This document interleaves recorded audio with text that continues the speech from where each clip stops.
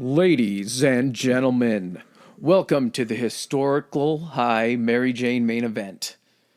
In this corner, we have Adam, the professor of Puff. In this corner, we have Chris, the student of Smoke. This week, we will be discussing the history of World Wrestling. It's not World Wrestling Entertainment to me. Yeah. It's the World Wrestling Federation. Oh, buddy, if you think that it's just those two things, I got different news for you. We got a learning episode this week, folks. We're turning the reins of the historically high horse over to Professor Adam as he teaches me the history. Something that is near and dear to his heart has got its fingers deep inside him since his childhood. This is my shit. This is kind of a dream episode for me. I know that maybe it just feels like it in my mind with these learning episodes. I feel like I've hit wrestling kind of hard. We got some good reaction to Andre. I think we got some really good reaction to Iron Claw. Andre was bigger than wrestling, my friend. Yeah, he truly was. To go along with just this history of the WWE, if you're fans, awesome. Thank you for being here. If you're not fans, I'm going to try to make this as interesting as possible. I really do think it's very interesting. I haven't dabbled in wrestling in a long time, but this kind of stuff, because it's not just wrestling, it's something that like came from almost like a circus sideshowy type thing and is now like $1 billion worldwide enterprise. Oh, yeah. And it's literally, I'm not cheapening it. It's acting athletics. Yeah, it's a beautiful show that gets put on. There's different points in this. Little spoiler alert, most of the time, to fall asleep, I'll put on an old episode of WCW Nitro or Monday Night Raw to go to sleep, just because it's almost like it's soothing, because it's something that I remember. I remember the intro music, I remember the title scenes and everything like that. Does it ever wake you out of your sleep when you're listening to a match and then you hear the music of another wrestler like they're coming out during the middle of the match? You hear the glass shatter and you know the Stone Cold's showing up, so you got to wake back up. Yeah, I'm going to try to do this in a little bit of a condensed form. If you hear me mention something or maybe not mention something, don't think that it's because I forgot it. It's simply just because I can't go into a whole lot of detail. If I were to go into detail on everything that I wanted to for this WWE episode, I wouldn't see my family for the next 2 or 3 days. Yeah, I would have to call in sick to work multiple days for us to be able to record all this. So just understand there's going to be plenty of stuff coming in the future.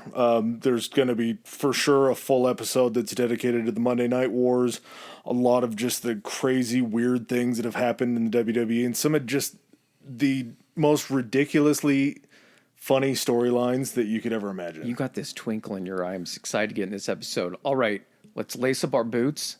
Let's pull on our trunks. Let's baby oil the fuck out of ourselves. And let's get in to the WWE.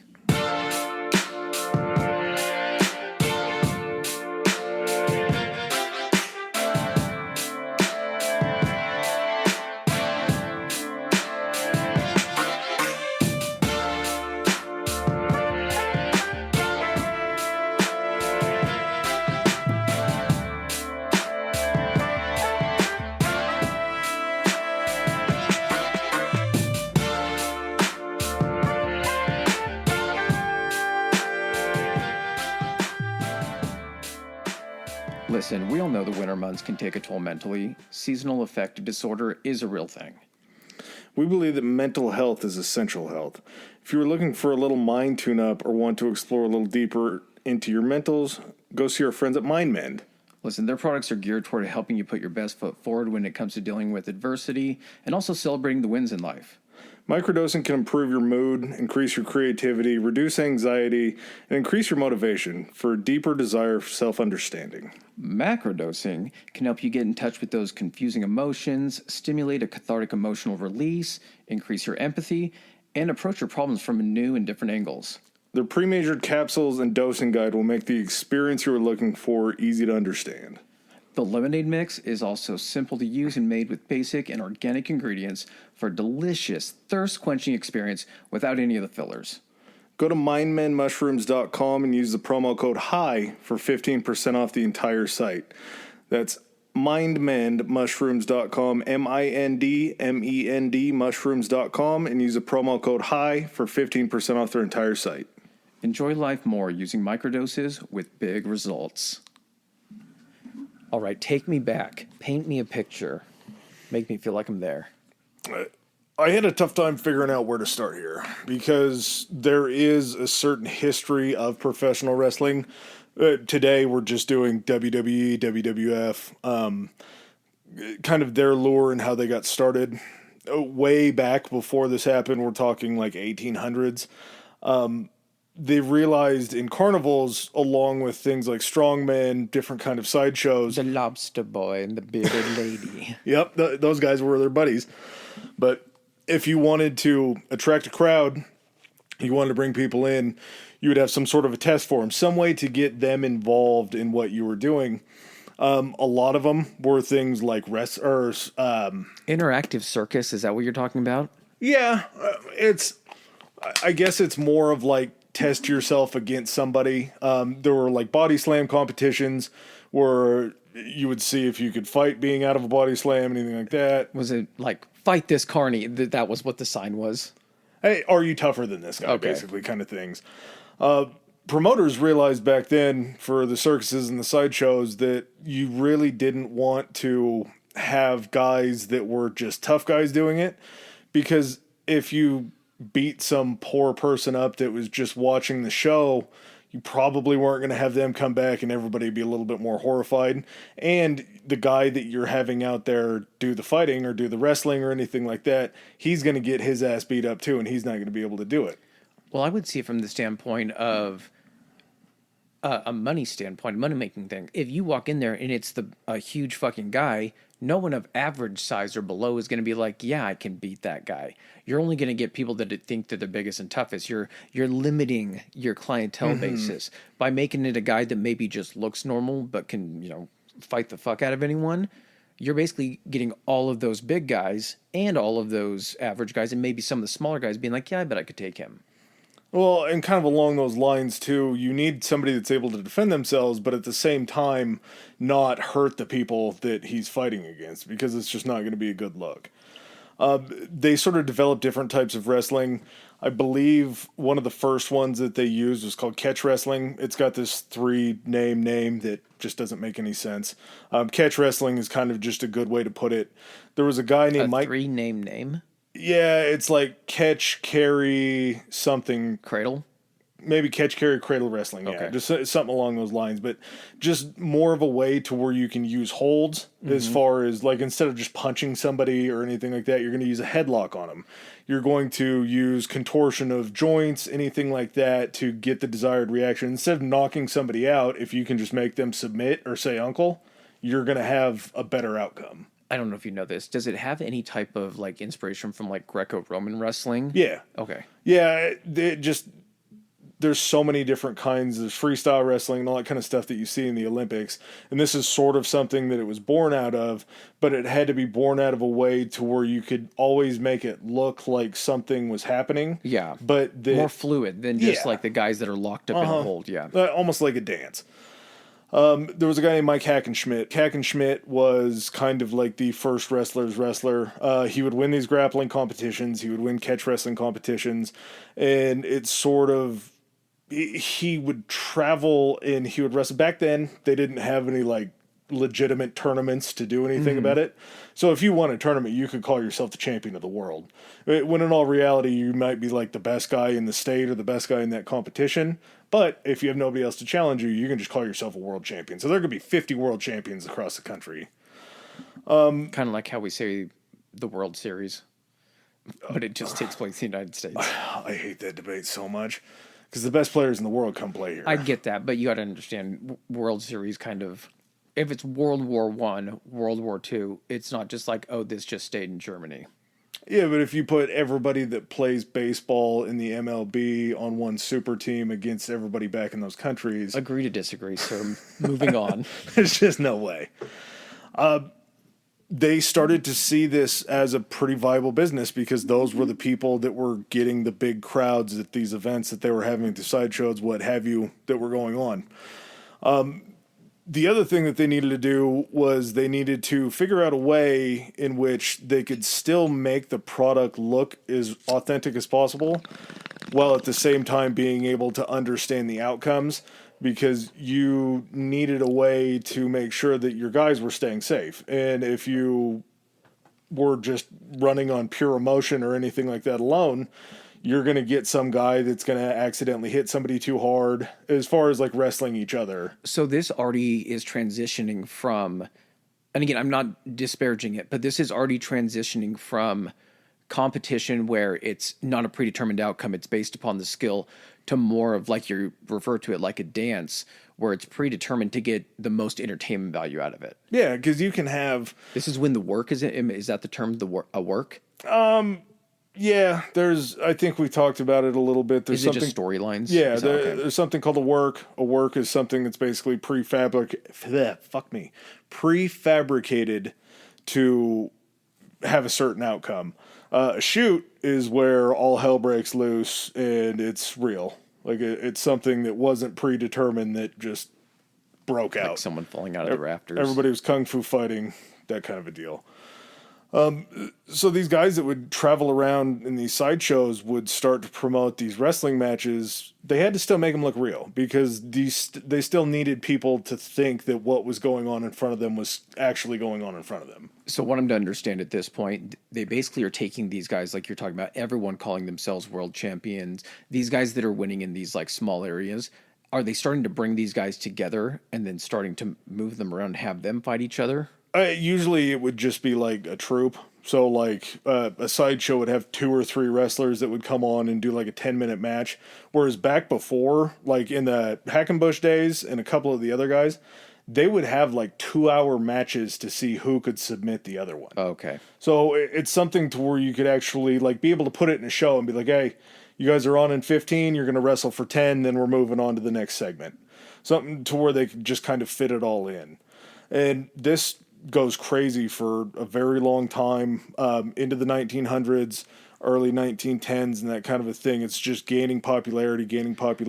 I don't know why, but my mind kept imagining this in like the 60s, and I'm like, man, this would not seem very entertaining in the 60s, because there's so much other stuff going on and everything. But the fact that this is already something that's happening back like before like the 1900s or whatever, that's kind of crazy that it's like, oh yeah, this would be something people hadn't seen before. Our version of this in current day would be like wrestling a bear. Like it's exactly. It's fun to watch. You might have seen a saloon brawl, and guys just punching and swinging or shooting each other, but you've never seen like big dudes like grappling with each other. And that's where it can sort of get boring. And that's where they were fun events. And back then, when you really had no reference point, you're like, oh God, those guys are really going at it. Like this is a real fight that's going on. Not understanding that both of those guys are going to jump into the same car after and drive to the next town, or jump into the same circus tent and sleep there that night. Not to get, well, maybe together, but not always together. So we move on into kind of the beginning of this now that we've laid the groundwork. The CWC, the Capital Wrestling Corporation. There was a wrestling promoter, this guy named Toots Mond. He was a member of something called the Gold Dust Trio. Toots? Toots. Toots. Okay. This guy looks like he could take a punch. If you thought 50s wrestler in your head, you would pretty much be spot on. I'm going to have to Google this because I don't know what I'm supposed to look at for a 50s wrestler. But Toots was a member of something called the Gold Dust Trio. The Gold Dust Trio had kind of helped start to build out the parameters of these sort of wrestling corporations. They were training guys. They were working with them. They kind of started to learn the business of being able to put on like a full wrestling show, like from start to finish, building the rings, bringing people in for advertising it out on the street, and kind of starting to make it its own entity instead of just being like a sideshow off of a circus. So this thing literally survived as a sideshow for like more than 50 years. Because I'm just going up to where you're talking about it in the early 50s is when they formed this wrestling corporation. Well, the CWC was just one of many. Correct. But like to even say that before it starts to evolve, it's still just like, you think about like in probably like, before the 1900s, these are small towns that like get these traveling acts through. I always think of Tombstone, like when the actors come through the town and put on the play, they just move on to the next town. They do this. But the fact that that was something that survived all of that changing into like more of a modern civilization. Is like, no, there's still these guys out there that are putting on it's like physical drama is basically what it is. Yeah. Instead of going and seeing a play, you're seeing like an action based play. There's kind of an ebb and a flow to wrestling, and I didn't really realize this till you said it, but it being born of the kind of carny atmosphere where you're traveling from town to town every night, there's this sort of reckoning that traveling across the country is never going to work out. So if you can set up shop in a territory and you can work like 2 different states and do like 8 different cities and just travel that circuit, you're not going to be spending a whole lot of money on travel and breaking down rings and different things like that, or finding rings to rent out or anything. You're just going to be able to work those territories. If you have an actual following there of people that show up every time, then you can start adding a little bit of a storytelling element to keep these people interested. So this is just right before, maybe not right before, but this is at least within 20 years of Fritz von Erichs. Or what I can't remember what his real name was. Yeah, Atkinson, Jack Atkinson. Okay, so this is literally like, because what you're describing to me sounds a lot when we were talking about like the story of like the Von Erichs, is that now you're starting to get territories, and there's going to be like these mercenaries traveling between territories and all that kind of stuff. Yeah, essentially, this is kind of the precursor. So you have the CWC, you have something that was created called the NWA, the National Wrestling Alliance, and it was just like a conglomerate. Was that copywritten before Ice Cube got a hold of it? Yeah, maybe theirs was like Nestler's with Attitude or something yeah. instead of NWA's version of it. But prior to the NWA, there was another kind of National Wrestling Alliance that didn't last very long. There's a company down in Mexico called CMLL, and they're actually the longest running wrestling company in the history of wrestling. They, I think, were around since like 1930, and they're still going fairly strong. Full like luchador style and stuff? Yeah. Yes. Mexican wrestling down there, I'm looking at them. There's masks in here, just so everyone is aware. Yeah, just to show maybe how deep I am into this, I have wrestling masks of luchadors that I really enjoy. Why aren't we wearing those right now? My head's too big. Okay. I might put one of those on after the first bathroom break. We can make it happen. Okay. But this National Wrestling Alliance kind of starts to be able to lay the groundwork for these guys working together to be able to, like you were talking about, share talent back and forth beneath each other or between each other. But at the same time, each other. Yeah, or beneath. Based on current events that have happened in the WWE and Vince McMahon, under each other also probably seems very plausible.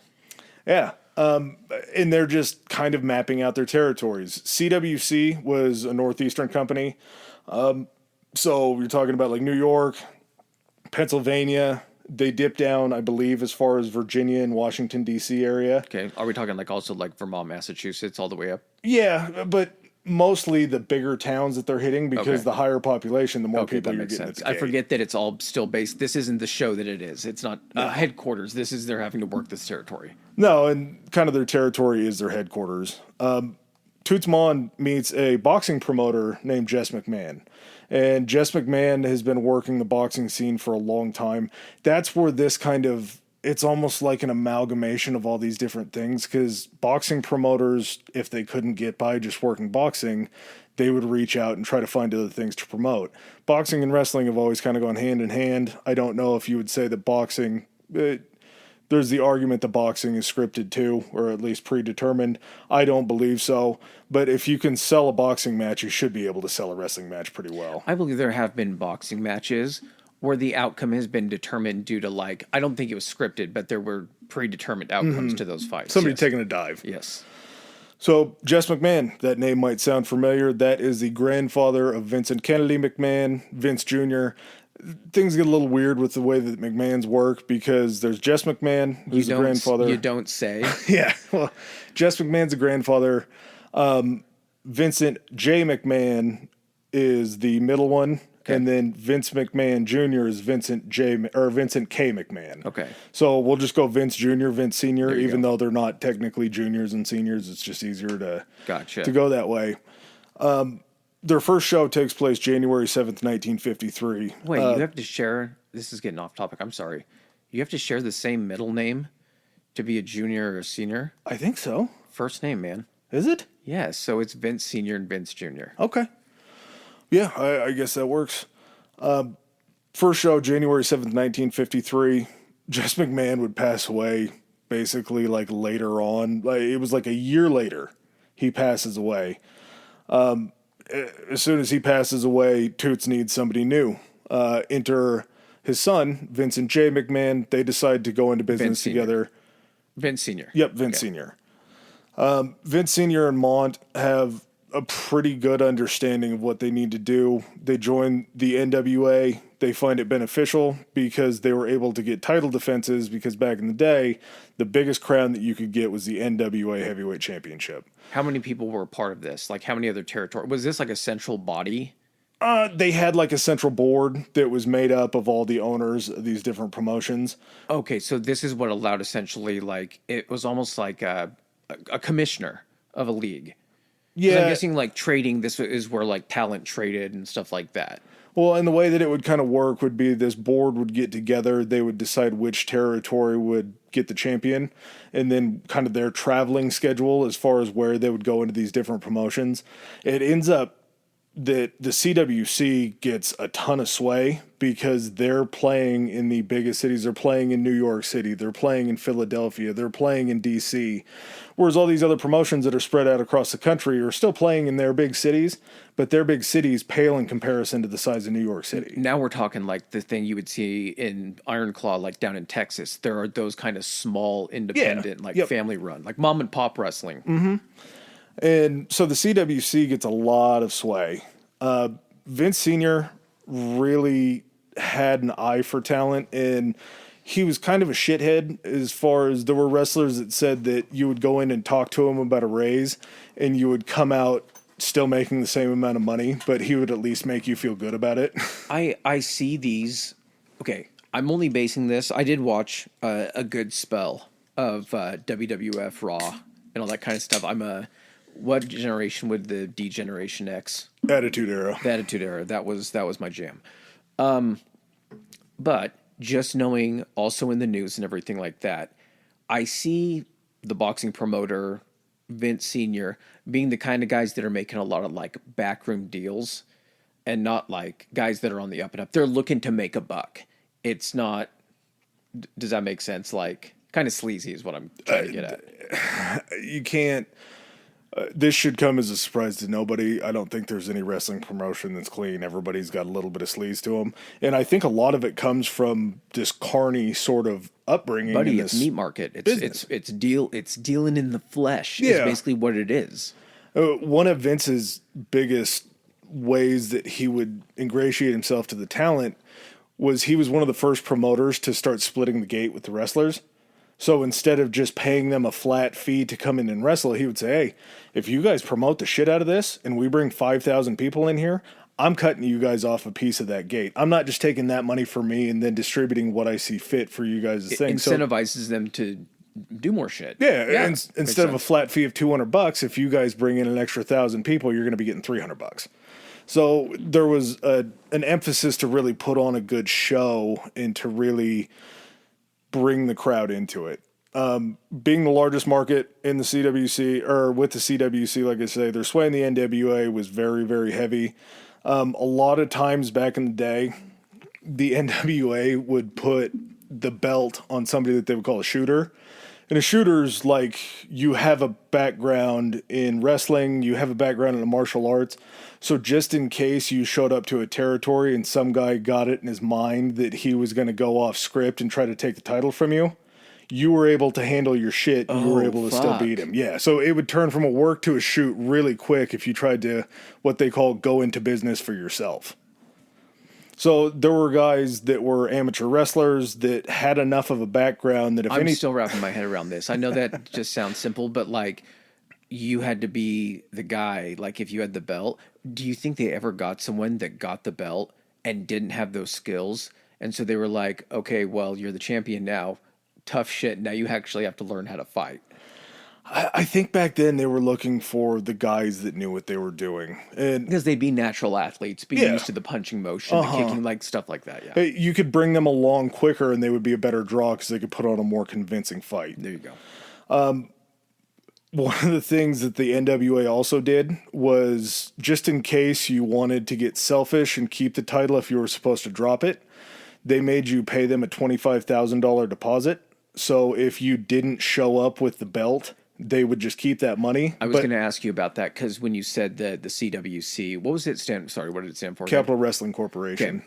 Because they had a lot of sway. I'm assuming that like this governing body almost had like dues, or they got a percentage of like money made, because that would then give them sway. So that makes sense with the $25,000. They do have some type of financial, monetary amount at stake. It's kind of like having a plan B in case the champion decides not to show up and keeps the belt. They run into this problem pretty quick with the CWC. Kind of the way that it was working out, there was the CWC was built on wrestling, but they were more of a fun show. Like the shows that they were putting on had more storylines to it. Their wrestlers had a lot more character development. And this is where we enter the Nature Boy, Buddy Rogers. Now, I say the Nature Boy, Buddy Rogers, just a little sidetrack. Buddy Rogers, was the original Nature Boy. Ric Flair actually almost ripped off like 90% of the gimmick. They even had the same. Buddy Rogers had the finishing move, the figure four.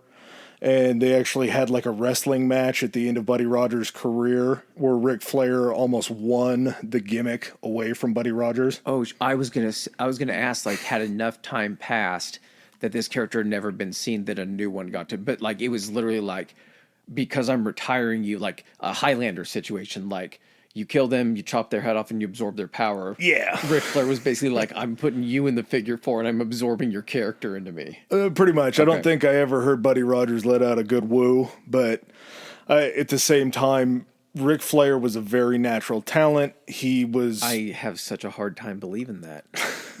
He's a very good... Like, if you watch Ric Flair matches, he's a very good storyteller and a pretty good wrestler. Never looked it. No, because he would always pull shit, like he would fall outside the ring or just any sort of weird theatrics. But when it came time to wrestle, he knew how to wrestle. So Buddy Rogers ends up becoming the champion of the NWA after the CWC's like, we want Buddy Rogers. Everybody was like, no, he's not a great wrestler. He's very flamboyant and kind of odd, but we're just not going to let it happen. The CWC's like, well, we pull in like 70% of the revenue for the NWA with our cities, so we're going to go with Buddy Rogers. So Buddy Rogers ends up being the champion. He carries it around for a long time, and there's kind of pushback with the NWA, like, okay, he's had it for long enough. It's time to switch it back out. Everyone wants a piece of the pie. Yeah, and he started to travel less because the CWC, having the title, would like to defend it in his territory or in their own territory before it came about going to other territories, because you could always make money selling a title fight. So if you kept it in your region, you would be able to make more money off the gate. The NWA says, no, you have to be able to pass this belt around. You have to be able to go to our territory so we can make the money off of it. Finally, there was enough pushback that the NWA is like, all right, we're going to be in Canada. Buddy Rogers is going to fight Luthez, and Luthez is going to take the belt off of him. And they're like, shit. Buddy, are you cool with losing that $25,000? Buddy's like, fuck no. That's my $25,000. Like, well, we paid you for it. He's like, no. It's my money. I'll drop the belt. So he ends up dropping the belt to Luthez January 24th, 1963. Part of the fun about learning about this is I just get to imagine and make up these guys in my head with no predetermination of what these guys actually look like. Did you look up Buddy Rogers? No. He almost looks like a Ric Flair that was stung by bees. like a very similar look. But the CWC was pissed about this. They were really, really mad that the NWA basically threatened them with taking this money in order to get the belt back. That was the plan. That was the deal. Okay. Yeah. So how dare you do what we agreed that you would do? Should we do what we're doing? They end up walking away from the NWA. They change from CWC to the little talked about WWF, the Worldwide Wrestling Federation. Like the world, yeah, WWF. Just too many W's, and they'll fix that later on. So the WWF branches off from the NWA. They become their own independent area. They get to do their own version of a World Heavyweight title. And you just had Buddy Rogers have his run with the NWA title. What do? You send Buddy Rogers to a tournament down in Rio de Janeiro for the WWF Heavyweight Championship. Against who? Well, this was the deal, that was the bill that they were selling to all their fans. In all actuality, there was no tournament that happened down in Rio de Janeiro. They just chose Buddy Rogers. They chose Brazil because back then, there was no way that you were ever going to get news from Brazil. So they used this tournament in Rio de Janeiro 2 times. They used it for the world title. What was the explanation? Like, how was there a world championship down in Rio? Like, no. He was going to get the belt back? Rio de Janeiro could have been bumfuck Egypt. I understand that. What was the whole point of them sending, like, by winning this tournament in this place that no one is going to hear news from, he's coming back a champion? Yeah. He's coming back as a champion that won this tournament, but they didn't want to put on a tournament. So they based this fictional tournament in an area. So instead of just being like, hey, we're our own thing now, this guy was the previous champion. He's now our de facto champion. You got to earn it. Okay. You got to earn it. Like fighting in a fake tournament in Brazil. Through a fake tournament in Brazil. They use this when they introduce the Intercontinental title, too. Is this how you felt during the Lord of the Rings episode? Just where your mind is just going through all this? Because this sounds like a fucking TV show. Oh, yeah. This is a fairy tale. And the next best part of this, I think you'll really enjoy, because I really enjoyed it, too. Buddy Rogers won this tournament down in Rio de Janeiro. Of course he did. The world heavyweight champion. You're going to put this belt on this guy, and he's going to carry your promotion to stardom. You're going to be bigger than the NWA. You're just going to be the top place ever. We get 1 month in.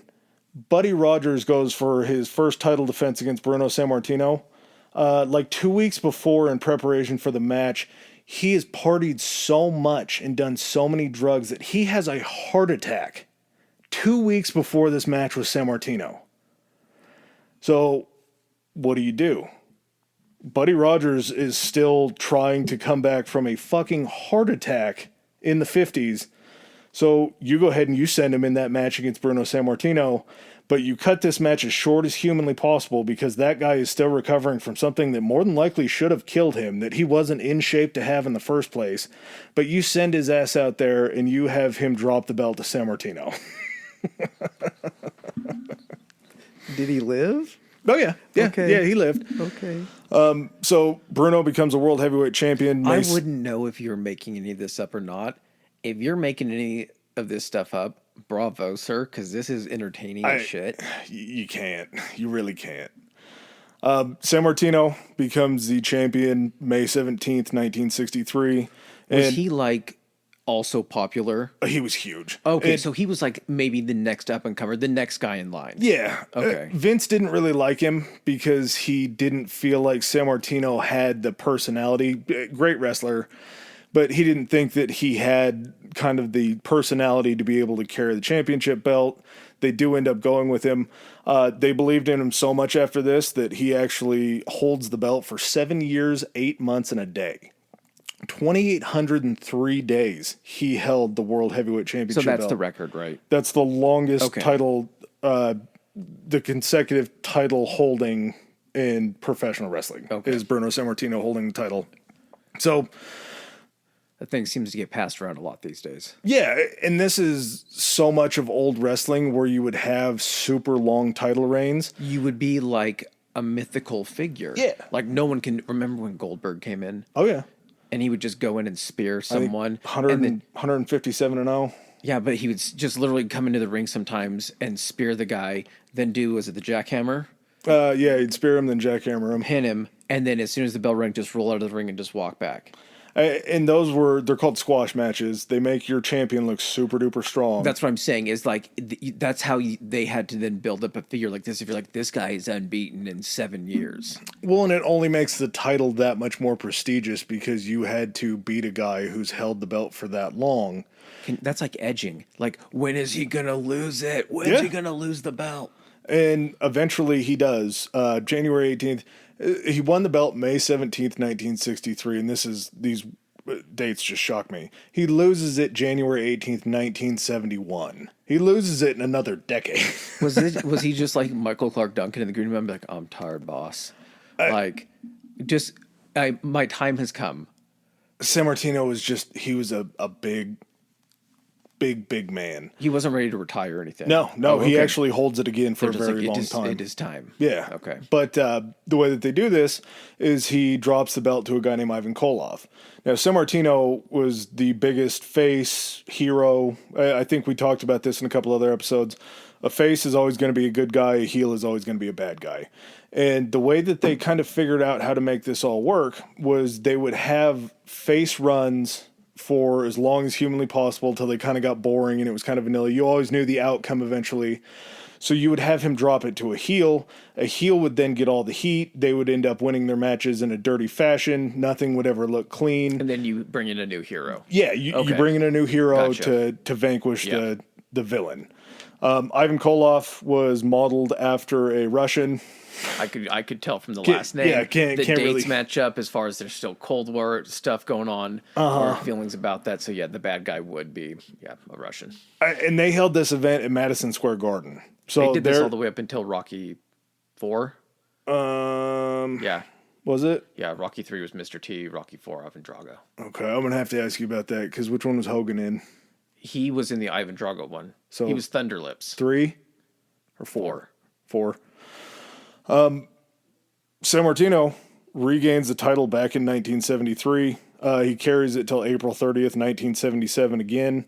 And this is where shit gets real. If you thought the Buddy Rogers story was a tough guy having a heart attack and then coming in and wrestling again, April 26th, 1976, so before he drops the title, Sammartino fractures his neck in a match that he had.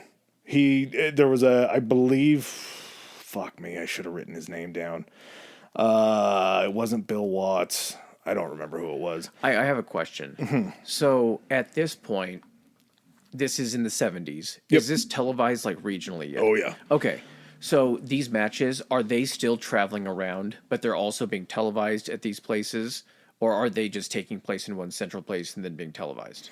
For the most part, they would go to larger cities and they would do a full card. But the way that they would do it, and I think we're going to get to it a little bit later, there were other promotions that were doing weekly shows or bi-weekly shows. Yeah, how often were they doing these? Like These matches, I think they were like around once a month. Okay.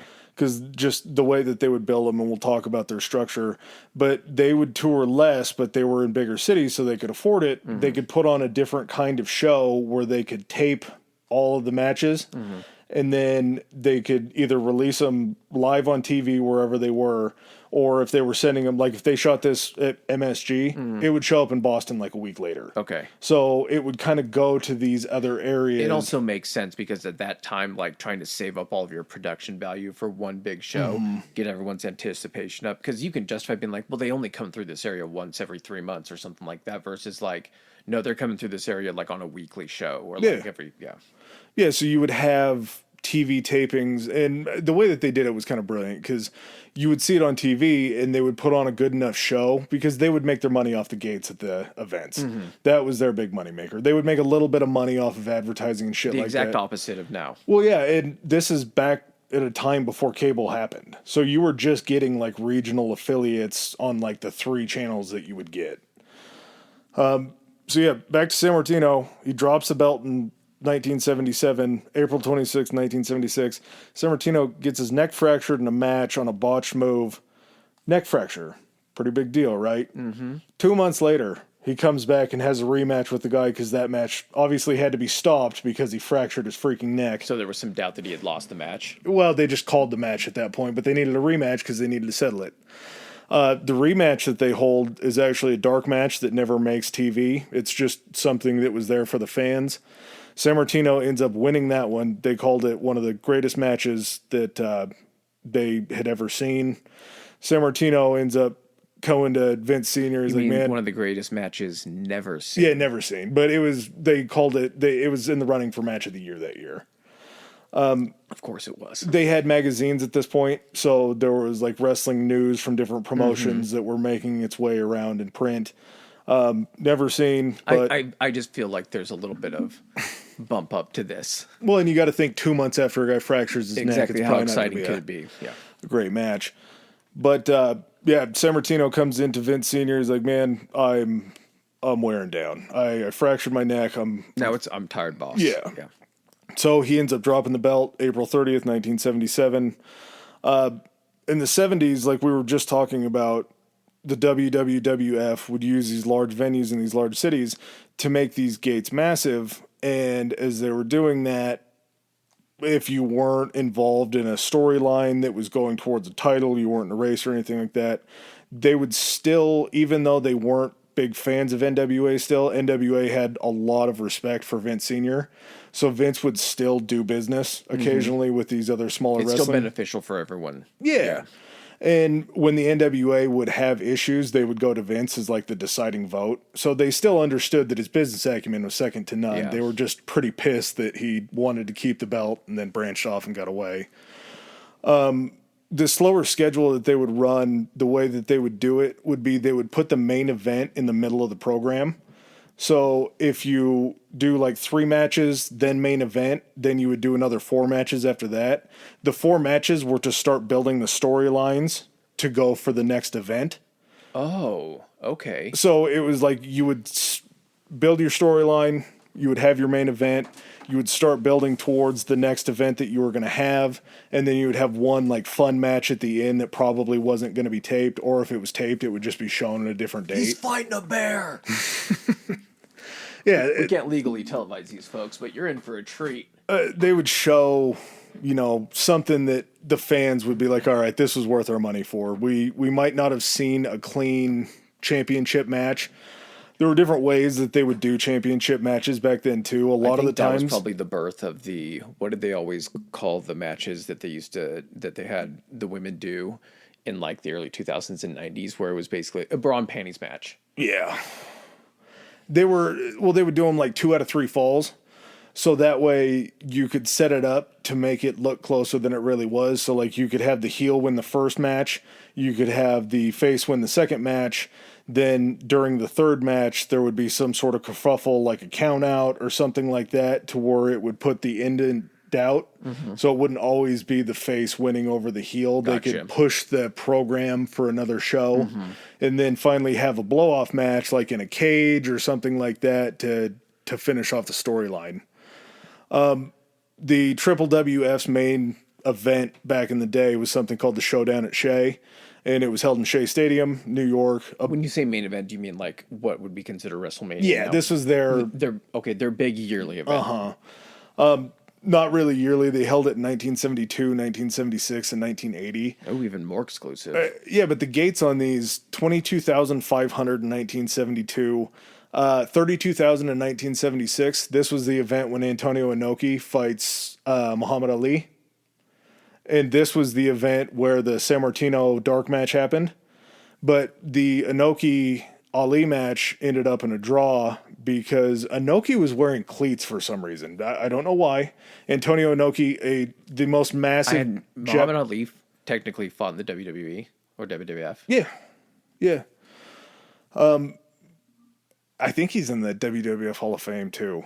I think you would put him in there if you got the chance. But Antonio Inoki was the biggest star in Japan. He was, to this day, I think, still probably the most recognizable. Either him, Giant Baba, somebody like that, was a Japanese legend. So at this point now, there's worldwide cross promotion. Mm-hmm. Okay. So you have your wrestlers going on tour in Japan over there, trying to draw. They're called gaijin, when it's a foreigner that comes into Japan to wrestle. Yeah, they use that in, I think, Fast and the Furious Tokyo Drift. I don't know. I'm so ashamed that just came out of my mouth and that I knew that. Yikes. Yeah. I got a mind like a steel trap for stupid shit. So, yeah. 1980. Okay. At this point, is the WWF bigger than the NWA? Yeah. Okay. But the NWA, the conglomerate, you're still going to have more people showing up to those events, but there's nothing really cohesive because they're still their own territories. They're the biggest independent then. Yeah. And so at this point, being like the biggest independent one, is there a bigger company in Japan? They're just more nationalized. Like, I think by this point, there's CMLL in Mexico, and then, there's got to be, I think there was another one at the time in Mexico, but in Japan, I believe there was just one, like, nationalized wrestling company. Are they the biggest now? Oh, WWE? Yeah. By far. Okay. By far. Okay. Japan has New Japan, All Japan. I believe Pro Wrestling Noah's over there. So they have different promotions that have broken up over time. But I think back at this period, All Japan, I think, comes around mid-'80s, so they're kind of leading up to it. But regardless, 36,295 in 1980. That's a pretty big crowd to think about in 1980. You're filling up Shea Stadium. You're filling up a baseball stadium. Yeah. Like that's a pretty damn big deal. Right before that happens, 1979, we dropped the wide from Worldwide Wrestling Federation to just the WWF. Thank God we can now refer to it as just WWF. Okay. Well, they said that they did it mostly for marketing purposes. Like, no shit, dude. I'm excited for us to be able to drop the extra W and have you're to- telling me. When you keep saying, I think you're stuttering. Like I'm about to rattle off a website, www. Yeah.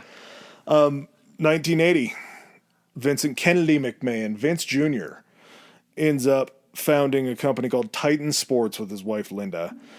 So there was kind of this deal where Vince Sr. wasn't going to make Vince Jr.'s life really any easier. He was kind of like you're going to forge your own way in this world type deal. Vince Jr. was a part of putting together the Ali promotional match. Okay. He was shockingly a beginning partner in Evel Knievel's jump over the Snake River Canyon. Really? Yeah, like he was the one that put the deal together before backing out of it because he didn't like Evil and the investors that were in it.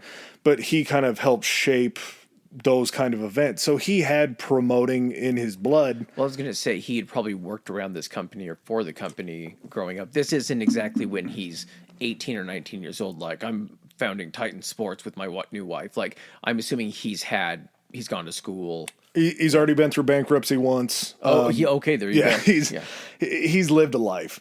Inside the aforementioned, before WWF, inside Capital Wrestling, Triple WF, whatever you want to call it, he started off as like a referee and kind of started to build his acumen for understanding the business inside the ring. He loved wrestling. He was a big... Obviously, later he gets in the ring himself, but he knew that he didn't have the chops to wrestle. So he starts out as a referee. You kind of learn the psychology of the ring. The two biggest factors for a good match, outside of the performance that's going on inside the match, you need a referee that knows exactly where all the spots are going to happen, where he needs to be, when he needs to be distracted, how he's going to count, if it's going to be a fast count, a slow count, if he needs to end a match because of an injury. This may sound stupid. Do they just have a scripting for the match and so they know what the other one is going to do? They know how that move is going to look, or do they do rehearsals? There's two ways that they can do it. They can either pre-plan a match, which is like you're talking about. They go through rehearsals, they go through all the spots, and you have just a complete understanding of what's going to happen. The other way to do it is called on the fly. And on the fly is where you're calling it in the ring. You have a shorthand for like backdrop, leg drop, Irish whip, anything like that. So the referee has to be in concert with understanding what's going on and have eyes on everything at the same time. You've watched a lot of wrestling. When you see a big move that happens and you'll see the referee go down and make sure that the person's still conscious or still able to fight, that's him whispering in his ear, "You good?" And the guy will either give a yes or a no. He'll give a pound on the mat if it's good. He won't respond if it's bad. So you're always making sure that you're checking the competitor's health in this situation, while understanding that the finish is always going to be predetermined. You know when it's going to happen. You know it's going to come after a finisher. If you need to count fast. That's what I was... Yeah, the point of knowing, like, so in those situations, the guy that's going to be the ref is probably there watching their match to know what it's supposed to look like. He'll be a part of the choreography. Okay. He'll go through if it's on the fly, you know the start, you know the finish, you just make it up basically in between. So you have to kind of do your own thing and kind of fall into the flow. I'm just seeing the sausage get made here. Yeah, referees are extremely important and undervalued when you talk about wrestling. The second most important thing after the performance is going to be the commentators. Commentators are going to be able to set the flow of a match as far as if it's working fast. They're going to be able to point out exciting moves. They're going to be able to kind of sway the emotions that the people that are watching it are going to feel just based upon what emphasis they put. Same thing, JR good old JR saying that somebody's getting whipped like a government mule, like it elicits the imagery in your head of what that would be and be like, oh shit, that's pretty important. Yeah. By God, he broke him in half. Nobody ever gets broken in half in a wrestling match, but it's that kind of extreme. It doesn't exist anywhere else. It's where it's not when I say it's not proper announcing, it's not like at a baseball game where when you're watching the match, that's what you're primarily hearing is the commentary. You're not, I mean, you do get crowd noise and everything like that. And I assume the commentary would also be the loudest thing, because if they are communicating inside the ring and all that kind of stuff, you're not going to want that to be heard or anything. So like, of course, but like you watch any other sport. Yeah, there's commentary and everything, but I feel like wrestling has this hyper focus on it. Well, in commentary, you're not hearing the announcers in the arena, but if you're watching it, it almost makes you feel like you're there. Yeah. Because you're hearing everything called out for you. That's true, okay. So Vince starts out as a referee. He moves into commentary. Kind of surprisingly enough, there's this weird deal where there's some owners that feel like they need to be in the back coordinating everything, but Vince always felt like as a commentator, he could be out there watching everything that they had just decided play out. So he has this understanding, this acumen for the business. 1982, he purchases the WWF from his father and from Toots. I believe Toots maybe had left at this point. And what was Titan Sports? Titan Sports purchases. I know. What was Titan Sports? Just basically like a conglomerate that they had created to buy it, like a corporation. Okay. It was a corporation that bought so it didn't like make its money into another thing and then absorb. No, Vince and Linda had I think they owned some sort of arena. It might have been like before Nassau Arena, whatever was there. Okay. And they had turned that venue into something profitable. Okay. And then were able to make enough money or groundswell enough money. I think they had to make 3 payments to Vince Sr. And there's always kind of been some questions as to how Vince rustled up. I want to say it was like $1 million. So a lot of money back in the 80s for some guy that just went through bankruptcy to come up with to buy the WWF. But he buys this machine. He buys this well-oiled machine that his father ran to where they had a lot of money. They were a household name in their area. You start to see where cable TV is coming on board to where you can start to reach a new audience. Can you imagine how weird this would sound to somebody on like the West Coast where this really didn't have any reach at the time? And they're like, yeah, some guy just spent $1 million to buy a wrestling company. And they're like, what do you fucking mean a wrestling company? like people just wrestling each other? Well, there were smaller territories that were in LA. Everybody understood wrestling. They understood territories. Okay. But to know that there was this juggernaut out there is Gotcha. kind of where things change. Okay. And to go away from Vince Sr.'s idea of like, you try to treat everybody as good as you can while still being a stingy asshole promoter that goes behind people's backs, to Vince Jr. being like, fuck all those guys. We're building a monster. This is considered the golden era of wrestling, or the golden era of WWF is when Vince takes over, and his dream is to make this the premier promotion, make this something that everybody knows across the country. One of his first moves was he would actually pay syndicated TV stations in local areas. He would pay for airtime. So he was going out there, and instead of a company approaching him being like, hey, we like your product, we'd like to put it on there, here's the deal that we'd make. He's like, no. I have enough money. I'm going to pay you guys to put this on the air in these areas, so that way everybody in your area is going to see my product. That pissed off everybody in the NWA, because those guys were making their money on those same TV channels trying to promote their product, when Vince is like, I'd rather you guys get eyes on my shit and stop dealing with them. His next step was to move into those territories and hold like one-off events in their areas, which again was like something that Vince Sr. would never do. He was a man that had a very loose moral trajectory, I think, but he had a code of ethics that he really wouldn't break. Vince Jr. is like, no, man, you're my competition. We're not friends. We're not buddies. We might do work from time to time. One of the other things that really made, I think, Vince Sr. respected was, if you remember back in the Andre episode, Vince Sr. was a booking agent for Andre. Oh, yeah. So whenever Andre would go to all these other promotions, it would be because Vince had a working relationship with him that he would allow Andre to go down and work there. And usually that would be a trade. There was a guy named Bill Watts that worked down in Texas, and he said that he never had any trouble working with Vince Sr. because he would come up and work for Vince in his promotion.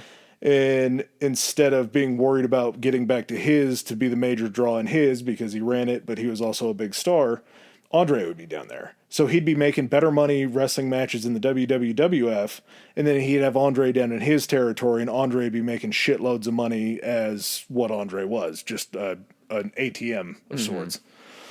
So Vince cuts that stuff off. Vince Jr. isn't Andre's booking agent anymore. He's basically at war with these other places. His idea to put the wrestling programming on these channels in these other areas pays dividends because these people have seen the promotion already before. So when they come down to these new territories, instead of being some unknown wrestling company, fan base, you have an established fan base. You have people that know what your product looks like. It looked better than a lot of other places. They had like multicam setups, whereas everybody would just have like a hard camera on the ring, so you'd be able to get different angles. They had more of a pageantry about them. Everything from it was bigger. Yeah, it just looked clean. Yeah. Like, whereas, everybody that was starting with a camcorder from a guy walking around the ring, the WWF started with like actual cameras set up around everywhere. It's a show. else. Yeah. It's becoming a show, like a staged show. Exactly. Yeah. So,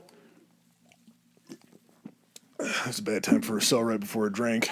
The biggest win that Vince Jr. had, I think you could say arguably ever, was he had lured somebody away from the AWA, which was another company that branched off from the NWA to form their own talents, or to form their own area and to be another independent company. 1983, they signed the Hulkster. Terry Bollea, Hulk Hogan, is signed away from the NWA to an exclusive WWF contract. So, was that a company that was like down in Florida, in that area? I believe the AWA was like Florida, Alabama, probably like around the Gulf. Okay. Down there. Florida had FCW, they had Florida Championship Wrestling, so I don't think it was in Florida. I know Hogan was born in Florida, but I think he was working more of the South at that point in time. In 1983, Hogan still has a deal with Japan to go do a tour in Japan, so he's not coming to the WWF yet, but Vince knows as soon as Hogan gets off that tour, he's headed to the WWF. The WWF at this time had this guy named Bob Backlund. Bob Backlund he's a very funny looking man, and he wrestled for a fucking long time. We're talking about, this is back in the 80s. Backlund had held the title for 2,135 days. So another just insanely long run. They're doing the same trope. Yeah. He's still sticking with the tried and true method of like the hero gets to have the belt for all this long, and then all of a sudden a villain comes in. He loses the belt, but then guess what? A new hero will rise. And Backlund was a hell of a wrestler. He had an amateur background. He's, like I say, he's very funny nowadays, but back then he was like crew cut, just very proper. He would wear like silk leisure suits, but they were really, really bad leisure suits. And he was a very a vanilla guy. He didn't really have a personality. So basically, they're setting him up, letting him know, like, Bob, it's time for you to step aside. The new guy's in town. Yeah, you had a huge run. We need somebody else to carry this company. He ends up dropping the belt to the Iron Sheik. The Iron Sheik. Why would you not have? Guess what? Relations with Russia have cooled. We don't have to make that the villain anymore. Who do we not like right now? Who are we currently in conflict with? It's the Middle East. Perfect. Find me a fucking character. And the WWF had this weird thing for a long time where I guess it was wrestling as a whole. There was somebody named the Iron Sheik. The Iron Sheik was from Tehran, Iran. He was actually Iranian. That's where he was from. That's where his home base was. Then there was the Sheik. The Sheik was, his other character was General Adnan. He was actually from Iraq. He was full-blown Iraqi. You remember the story about Andre going over to Iraq to fight for Saddam Hussein? Yeah. He went with the Sheik over there. Okay. That was the guy that almost got Andre shot by Saddam if Andre beat him in the match. Yeah. So, two different Sheiks. So wait. Which one do we know? Which one is the most well-known? The Iron Sheik, right? The Sheik, I think, was a bigger name in his day, but the Iron Sheik had like he was the one that had the Twitter account that everybody loved following, the I fuck you Twitter account. Okay, I'm gonna have to look at the difference between these guys. I'm trying to. Which one had the black mustache, bald? They both did. Okay. God damn it. They could have been cousins. Okay. One was just Iraqi, one was Iranian. They couldn't do Sheik 1, Sheik 2. They had to add just like a name. The Iron Okay, Sheik. gotcha. Yeah. So the Iron Sheik ends up pulling the belt off of Backlund. You have a foreign heel. You had a foreign heel that would come into the ring. He would praise Iran. He would pray. This was, I guess, maybe not too far back in the Islamophobia. Like, if this guy's sitting in the ring praying, it may be like a nice act for him to do, but everybody in America is like, shows like it's hilarious. Like, before you knew what was going on, you would just boo the guy because everyone else in the crowd was booing him. Mm-hmm. You had no idea why the adults were booing. He was just supposed to be the bad guy and everything. You look back and it's like, this company, like, has like no shame. No shame. Like, every trope and stereotype we can possibly use as entertainment, we're going to do it. Are you familiar with a wrestler named Chief J Strongbow? Chief J Strongbow is the guy that in Big Daddy. Yeah, that's. I thought you were saying the name really fast, and I was like, "Well, there was a guy in Big Daddy that was like, yeah, he put the guy in the sleeper hold." Yeah, Chief J Strongbow, sleeper hold. You would think Native American gentleman, right? Because he's Chief J Strongbow. Mm-hmm. He's Italian. Okay. He was an Italian guy that they wanted to give because they didn't have a. Oh, but he played a Native American. Yeah. Okay.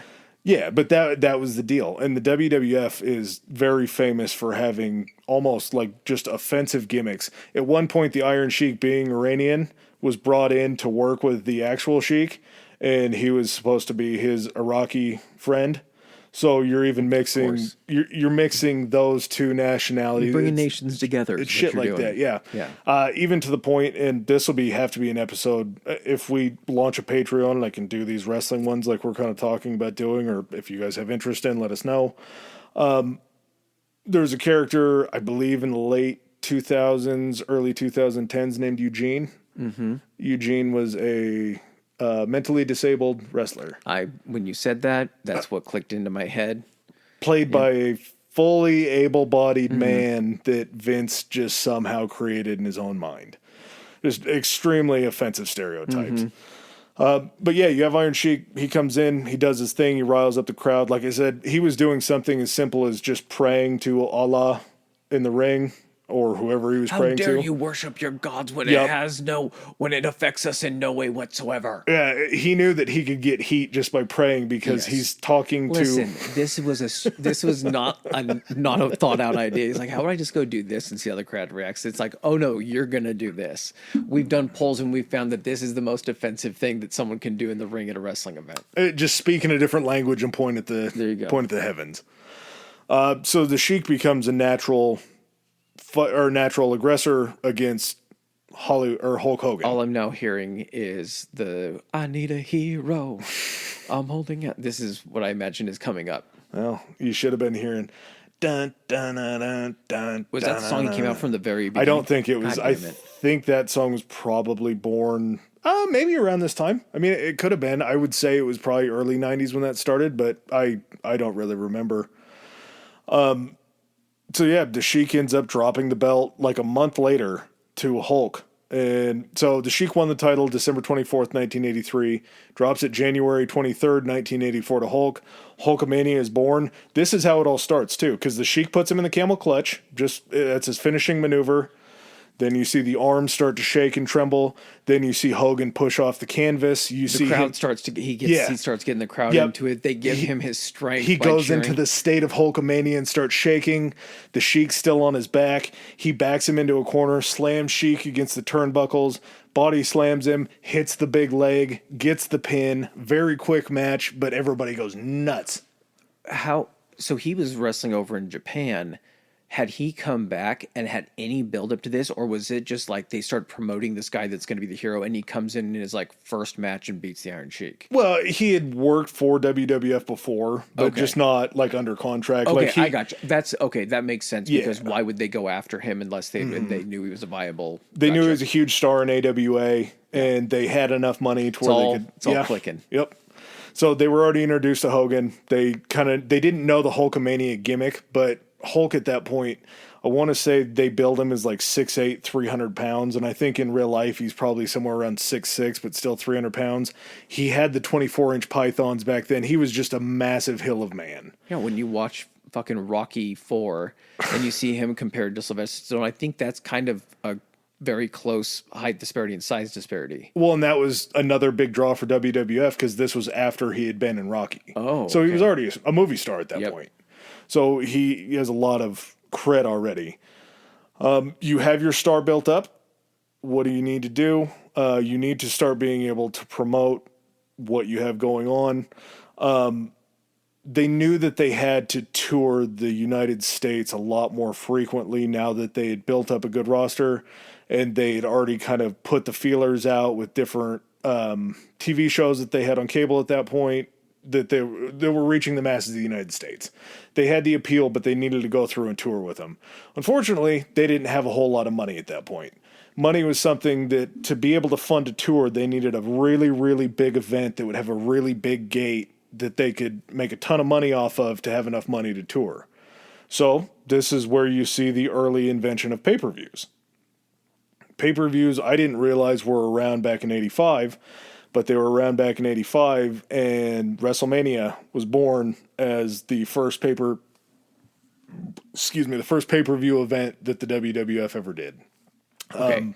Before you go any further, I do need to take a bathroom break. Okay. All right. Well, hey there, all you sexy historians. How you guys doing? It is time for Socials. Where can they find us on Instagram? If they want to follow us, they can find us at Historically High Pod on Instagram. That goes the same for Threads as well.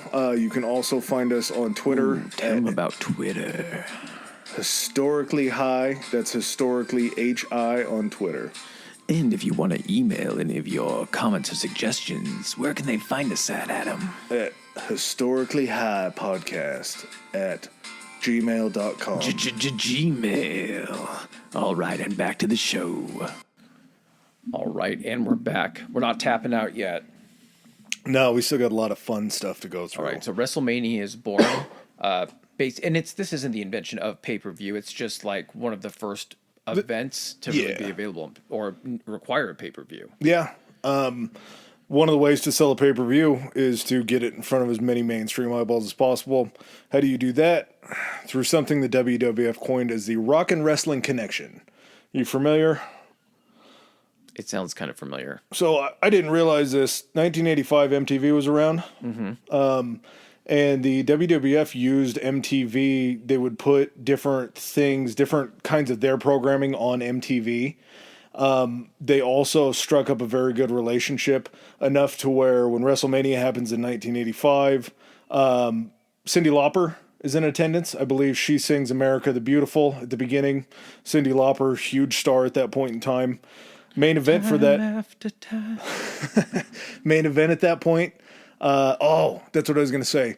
Cyndi Lauper had a couple different, like, I don't know if you call them programs. She did different interviews with Roddy Piper, and they're incredible. Like, Roddy Piper's chemistry with Cyndi Lauper as far as the different, he did something called Piper's Pit. It was like a... Yeah, I remember. Okay, yeah. It was like a little commentary in case you didn't know. Like, they would have 5 minutes at a wrestling event where Piper would come out. He would have like a little talk show sort of deal. This is also where Piper, not this same one, but Piper's Pit is where he hits Jimmy Snuka in the head with the coconut, and another just very oddly thought out thing from Vince McMahon. The main event for WrestleMania 1, Mr. T teaming up with Hulk Hogan. So you got a member of the A-Team that's teaming up with Hulk Hogan. Why am I forgetting his name in the A-Team? B.A. Baracus, that's You want to right. know why I know that? Because I watched the remake of the A-Team within the last 6 months. Badass Baracus. That's what the BA was for, right? So yeah, this Rock and Wrestling Connection helps bring a lot of eyes to WrestleMania because you see these people that aren't just in the wrestling industry. Mr. T was probably huge at that point. Mm-hmm. Oh, Cyndi Lauper might have been one of the biggest stars in music. I mean, very popular people to bring in. After that, WrestleMania 2 also happens. You know, it was a pretty big deal. This becomes then a yearly. Yeah. It's a moneymaker. We're going to keep doing it. It provided them enough money to be able to tour. Leading into it, they know they needed it again, so they're going to do it again. WrestleMania And now 3. they have more people ordering it. Oh, yeah. And there's a huge jump between WrestleMania 1 and WrestleMania 3. WrestleMania 3 happened in the Pontiac Silverdome. This was where Hogan slams Andre for the first time it's ever seen that somebody beat Andre on TV. It's picked up Andre. Yeah, he body slammed Yeah. it. It was Time the first time. No, what I'm saying is the first time like no one thought that could be done. Yeah, it was the first time anybody had seen it on TV. He'd been slammed before, and I think Hogan had actually even slammed him once before, but it was in AWA. But this was like the time that it happens. This happens in front of, it's contested, it's debatable. In the wrestling industry, everything is always blown up. If it comes out of Vince's mouth, 9 times out of 10, 9.5 times out of 10, 9.9 times out of 10 when Vince says something, it's going to be a lie. It was estimated 93,173 people were in attendance. It'd be hilarious if they're like the capacity was 84,000. Well, and that really could have been. That's a fun way that they play with attendance is depending on how big the like ringside and everything is. Mm-hmm. It varies the attendance so much. But it was a massive event. WrestleMania 3 is still one of my favorite WrestleManias to watch. Andre is out there with Bobby Heenan. Bobby Heenan, one of the greatest managers ever. I forgot to mention that before. Kind of an easy way to tell how somebody was going to be like a good heel and somebody that was going to eventually be a star that was going for a title. They had a manager, yeah. To maintain some mystery, the manager would do most of the talking for him. Undertaker. Paul Bearer.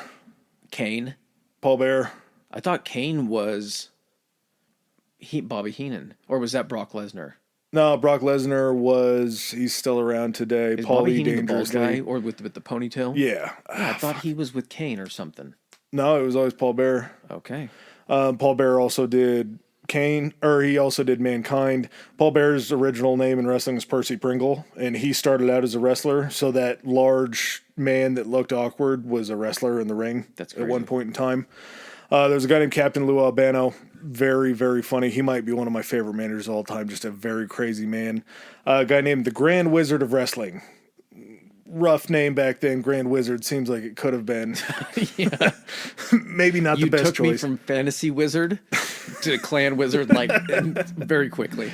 But he was a legend. He was a star, a very, very good manager. So you have Andre out there with Bobby Heenan, who, again, used to be a wrestler, was fantastic as a manager, also a very good announcer. But the WrestleMania attendance for that just absolutely blew the doors off of anything. And for the longest time, it was like the largest. I think it still might even be close to one of the largest wrestling events that ever happened. I don't know if it's been beaten. But even like an indoor event, it held the record for, I think, indoor event for a very long time. And off of that success, the WWF was like, well, shit, if WrestleMania draws like this, we can also do more of these. This is where the Big Four came about. The Big Four in WrestleMania, SummerSlam, Survivor Series, and Royal Rumble. So you're going to have one in April, you're going to have one in August, you're going to have one in November, you're going to have one in January. Nowadays, they realized how fucking much money these things make. They're called premium live events because they're technically not on pay-per-view anymore. Mm-hmm. They do 12 PLEs a year. So there's one every single month to be able to draw these huge numbers. The downside to that is instead of having 3 months in between to build storylines, you're trying to build storylines on the fly, and these payoffs aren't you have always... so many characters that you can probably get away with it, right? You can, but storytelling becomes rushed when you cut down your time by 2/3. Yeah. So your programming looks a little different now. I liked it a little bit better back then because they felt like they were a lot more special. But again, I'm just a fan, not a part of the industry. This is where we get into some pretty crazy times. Crazier, reality crazy. Not wrestling crazy, reality crazy. From 88 to 94, there's a slew of different things that happen as far as just scandals and weird things that Vince Jr. does. There was something called the Ring Boy scandal. There were 3 guys that worked with Vince underneath him. One of them was Pat Patterson. The other 2 escape me at this point. Something that was going on was when they were traveling from town to town, they would hire younger boys to come set up the rings and do all that kind of stuff. Moving on. Yep. I get it. Okay, yeah. I actually probably could have assumed that. I was hoping it was a clever name and not a very apt just name. There was the World Bodybuilding Federation. Now, if you could just go with me on this for a second, Vince loves wrestling. Vince loves big guys in wrestling. Everybody that he gets is always a built guy. This is in the steroids era. Superstar Billy Graham was way before this, and he was kind of like the first guy that ever... This was like patient zero for steroids in wrestling, was Superstar Billy Graham. Built guy, great wrestler, definitely on the gear. But Vince also loved bodybuilding because he loved big guys. So there was what are they called now? The IBF, the International Bodybuilding Federation? Yeah. Is that what it is? IBFF. They were putting on a meet back in, I think it was 1988, and Vince went to the meet and he's like, I got to do this. I got a lot of money. I got money to burn. I'm going to start my own bodybuilding federation. And I already have a pretty good handle on how steroids work. So I'm just going to go ahead and leave all the rules to the side and juice these guys up and make them as big as possible. So they go to this IBF meet, and Whiter, I think, is the Olympia guy. Yeah. Their company is sponsoring the event. That night, Vince and his friends stay in the hotel where all the competitors are and go around to all the hotel doors and slide contract offers for Vince's new bodybuilding company, or Vince's new bodybuilding federation underneath the doors, paying these guys, promising them like $500,000 for these contracts to leave the IBF and come to Vince's organization. And I'm sure it's like $500,000, and we'll make sure you get as many steroids as you want. Yeah. Like we're going to make you... There's no rules here. Yeah. Yep. You don't have we're the governing body and we're telling you to do this shit. So go ahead. Have fun with it. There was a woman named Rita Chatterton. Rita Chatterton was the first kind of like known female referee in wrestling. She ends up getting a hold of Vince, and she is promised a job in the WWE, promised a lot of different things, very large contracts, spreads in magazines, interviews, that kind of a thing. This is all alleged. She was a referee? Yeah. And this was all offered to her like later on? This was, I think, like late 80s. No. I mean, like, she was already working for the company and... No. She was brought in on the promise of a contract, a big contract, and all this stuff. Why did they give it to just a female referee? Like, I'm not saying, like, was it because it was, like, a new thing? There were female wrestlers, but as far as a referee goes, a female referee is... Oh, okay. And you had to have someone capable of doing the job, Yeah. Running the match, directing the match, and everything. Okay. Women that want to wrestle are fairly rare, I think, at this point. So women that want to referee, like, not be in the spotlight as a wrestler. Gotcha. But still be in the business. Yeah. Chatterton comes in. Vince keeps stringing her along, promising many different things. Again, this is all alleged, but Vince paid a lot of money out of this, so I'm going to say it probably is pretty close to happening. Vince lures her into his limo away from a gala that they were at, a business meeting, and Vince unzips his pants. There's some non-consensual things that happen. Rita Chatterton will actually come up a little bit later kind of in this era and ends up suing Vince for sexual assault. And it's kind of like Vince's first on the record. Is it like the boogeyman name for you? If you say sexual assault fast enough, it doesn't exist. I don't know. Like we all understood when he pulled out his dick that it was going to be an assault. I don't like talking about this kind of stuff, but at the same time, I feel like words based on current events that have happened, it's not that shocking. The more people are aware after searching Vince McMahon, sexual assault pulls up now as the top search. Well, and when you're talking about something as serious as that, I still feel like you got to use the words because the words mean something in what's going on, and it brings sort of a seriousness to what's going on. And lo and behold, we have a steroid scandal apparently. So this guy named Dr. Zahorian, that he's Oh, I forgot what kind of a doctor he was, but he ends up. That lets you know he's usually a legitimate. I forget what kind of doctor he was. Yeah, he had a title. He was an osteo something. I don't remember what it was. Not an osteopath, but he worked maybe bones, something like that. Stereotician. Yeah, that exactly. Stereotician. Zahorian starts working for WWF. I think he works out of Pennsylvania. He was like working for the federations that govern like sports. And it's something that I forgot to say. For the longest time, they worked under the purview of being an actual sporting event. So we're clean. Yeah. Yeah. They didn't really Nothing like that. funny going on over here. Ignore the blatant racism and exploitation of women. There's definitely nothing fishy going on with our athletes.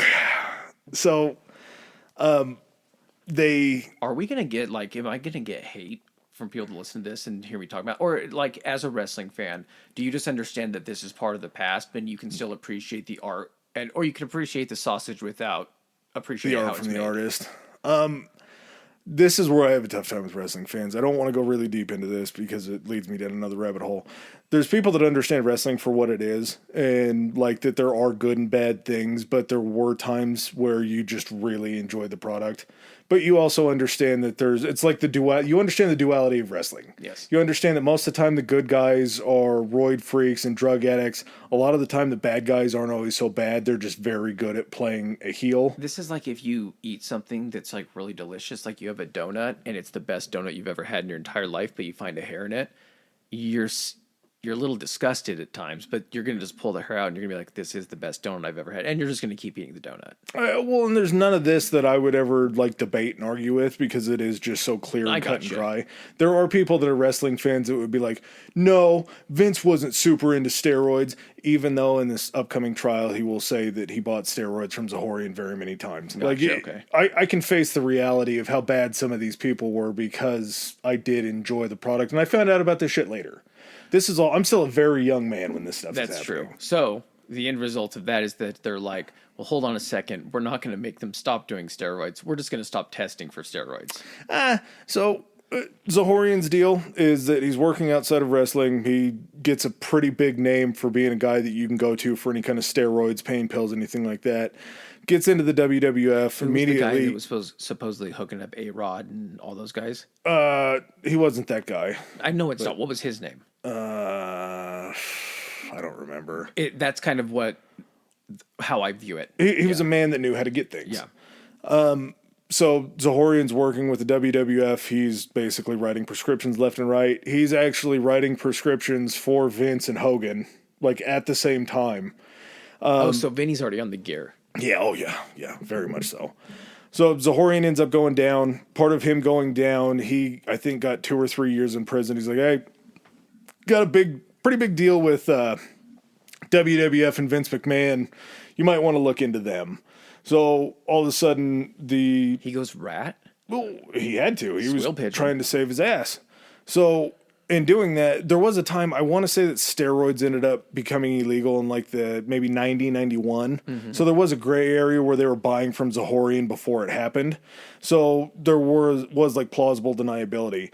To say there's plausible deniability, Vince actually talked to the CEO or the CFO of the WWF, and he's like, hey, man, I'm going to buy some steroids from Zahorian. He's like, no. So this is what you're going to do. You're going to go ahead and start an account outside of the company, something that doesn't get traced back to you to where you have checks to be able to pay for this shit, so that way it doesn't ever come back to us. That already seems shady, right? Mm-hmm. We're not getting them sent to Vince's house, though. We're going to get them sent to Titan headquarters so they can be given to you. We can get them to Hogan and that kind of a deal. When they find out that Zahorian goes under, Vince is like, ooh, shit. Okay, Pat Patterson, get on the phone. Go ahead and call, I forgot who they called. It was like a personal assistant. She ends up being a part of this case. Tells her to delete all the all the FedEx deliveries, like in the log that they have from Zahorian, and just any sort of mention of Zahorian. Yeah. He goes to all the rest of us. He goes, new shit, guys. Yeah, Zahorian's caught, so all you guys are going to have to go cold turkey. And just for this purpose, we're actually going to start doing legitimate steroid testing to make sure that I can make sure that you guys are all off gear. You're going to do your steroid test where we're looking at your junk while you pee so we can make sure that you're not trying to beat us, because if anybody ever tests you and they find it, we could be in some big trouble. So they start all this steroid testing. The trial comes, and basically Vince is not exonerated, found not guilty, because they looked at the situation as Vince, they kind of proved that Vince never told anybody directly that they needed to be on steroids. Of course. But it was sort of something that was heavily implied around the backstage that Vince liked big guys. Beach. I mean, technically you can show up wearing your swim trunks, but people are going to be like, are you just here to look at naked people? Yeah, a little bit, yeah. Hogan is like the star witness that shows up. This is the first time that I think probably the first time maybe. Brother, these 24-inch pythons are all natural. No, he got up there and he told the truth. He said that he had taken steroids. So this guy that's preaching about taking your vitamins and saying your prayers to children gets up in front of Congress, is like, yep, did steroids. Vince never told me to do steroids. Yeah, like it was baby cries. Like it was a shock that this giant dude was on steroids. Every kid was like, no, and every father was like, I knew it. So Vince, some guy in Boston, Karen, he said he did it. I fucking knew it. I told you. So Vince comes out of it. Vince comes out of it clean. He makes it through all of these big hurdles in the clear. But all the shit that was said at trial has now leaked out to all the fans in wrestling. So all the fans in wrestling kind of have a sour taste in their mouth towards the WWF because they've been lied to. They didn't realize that steroids were this big deal. And this is, I know you're giving me that look, but we're talking about people that have to suspend belief to watch this product and enjoy it. So when they're hit in the face with something as serious as a trial. Yeah, I guess when I'm watching Lord of the Rings or something, I'm not like, that armor's fake. That sword was rubber. I'm not saying that. Like, I know it is. I know it's a movie. But you just want to say, no, these guys are just built for wrestling. They're wrestlers. They're supposed to look like this. I gotcha. So, yeah. I can see young Adam sitting cross-legged in front of the TV, a single tear rolling down your cheek, being like, say it ain't so, Hulk. Say it ain't so. Well, this is at a time when everybody in the world is, I don't know why they're so caught up in trying to figure out if wrestling is real or not. Two big examples, and these happened. The first one happened it happened all the way back in 85. Will you Google Hulk Hogan chokes out TV host? Because I forgot his name. To promote WrestleMania. Keep going. I know who. Belzer, Richard Belzer. That's his name. I thought it was Bob Uecker. No, it was Richard Belzer. Oh, Bob Euchre's the one that gets choked by Andre in the picture. That's right. So Hogan and Mr. T go on Richard Belzer's talk show, and Belzer's like, is what you guys do real? And Hogan's like, does this feel real, brother? Yeah, is this real? Is this what you're thinking? He's like, well, can you do like a wrestling hold to me or anything like that? And Mr. T's like, not going to choke out Belzer on TV. That's not going to happen. This is going to look bad for a guy that looks like me choking out weird Richard Belzer on TV. So Hogan's like, I'll do it, brother. Hogan steps up and puts him in like a headlock, basically. Mm-hmm. And he tells him beforehand, he's like, Bells, if anything goes wrong, go ahead and let me know. If you're losing air or anything like that, let me know. Hogan puts a headlock on him. Within like 3 seconds, Belzer just goes out. Goes out like a light. Hogan and those 24-inch pythons just squeeze the life out of Belzer. Belzer passes out. Hogan lets him go. Belzer I have seen this. Falls and hits his head on the ground, gets a head injury, and you hear in this interview that they're doing, Mr. T's like, he's just asleep. It's like, no, he's got a massive head injury. He is asleep, which led to the massive head injury, The other one that's like most famous, guy named Dr. David Schultz. He's a wrestler. This is like the most carny dude that you've ever seen. Like, he's beat up everybody in every trailer park in the country. John Stossel, the reporter, the guy that was on, I think it was 2020, he shows up at a wrestling event and he wants to do an interview because he wants to expose wrestling for being fake. So Vince is like, Schultze, you go talk to Stossel, just do the interview. Don't let him break you. So Stossel shoots him straight. He goes, is this real? Is what you guys do out there real? Schultz fucking wallops him in the side of the head during the interview on TV. He hit him so hard that Stossel was able to sue him for damage to his ear and his hearing. I mean, Schultz, he walloped him. And as soon as he hits him, he goes, does that feel real to you? Is that what you were looking for? Is that what you wanted? Does that feel real to you? And Stossel's like, oh my God, you just hit me. Like, just in shock that this dude just uncorked one while the cameras were on filming. I'm a journalist, dude. Yeah. So it's at a time when people are really struggling with how real wrestling is. And then you have this steroids era that happens and hits. And all of a sudden they're like, well, fuck. We thought that it was real. Everybody's been fighting to figure out if it was real. Now we found out that all these guys aren't natural athletes. Mm-hmm. They're all on steroids. And that's where stuff kind of starts to turn. WWF goes from doing something called Saturday Night Main Event that was on, I believe it was on NBC. But early 90s, you're just trying to wrap up the rest of this deal with his steroids trial. The first Monday Night Raw hits on January 11th, 1993. And WWF Raw it's become like one of the longest running weekly episodic TV shows. Like, it's been going strong since 93 very, very well. Excuse me. Vince. Oh my God, that's all the way up at, that's 30 years now? Vince is a commentator. Vince is down working. I believe he worked with, it was Heenan and it wasn't Heenan. I don't remember who he worked with. But this is like their big foray into cable to where everybody can see them. In the first Raws, they were a pretty big deal. They were very, very good. And this is where we find the natural competition that comes out and we start the Monday Night Wars. This is just the beginning. There's a gentleman whose name is Ted Turner. He owned Turner Broadcasting for forever. He actually owned Turner Broadcasting in the 80s. He really didn't like Vince because Vince had fucked with what was known as Jim Crockett Promotions. And Jim Crockett Promotions is what turns into WCW. Okay. He would fuck with him because whenever Crockett would run a big event, WWF would run a counter event to any of Crockett's promotions to try to steal viewers. So...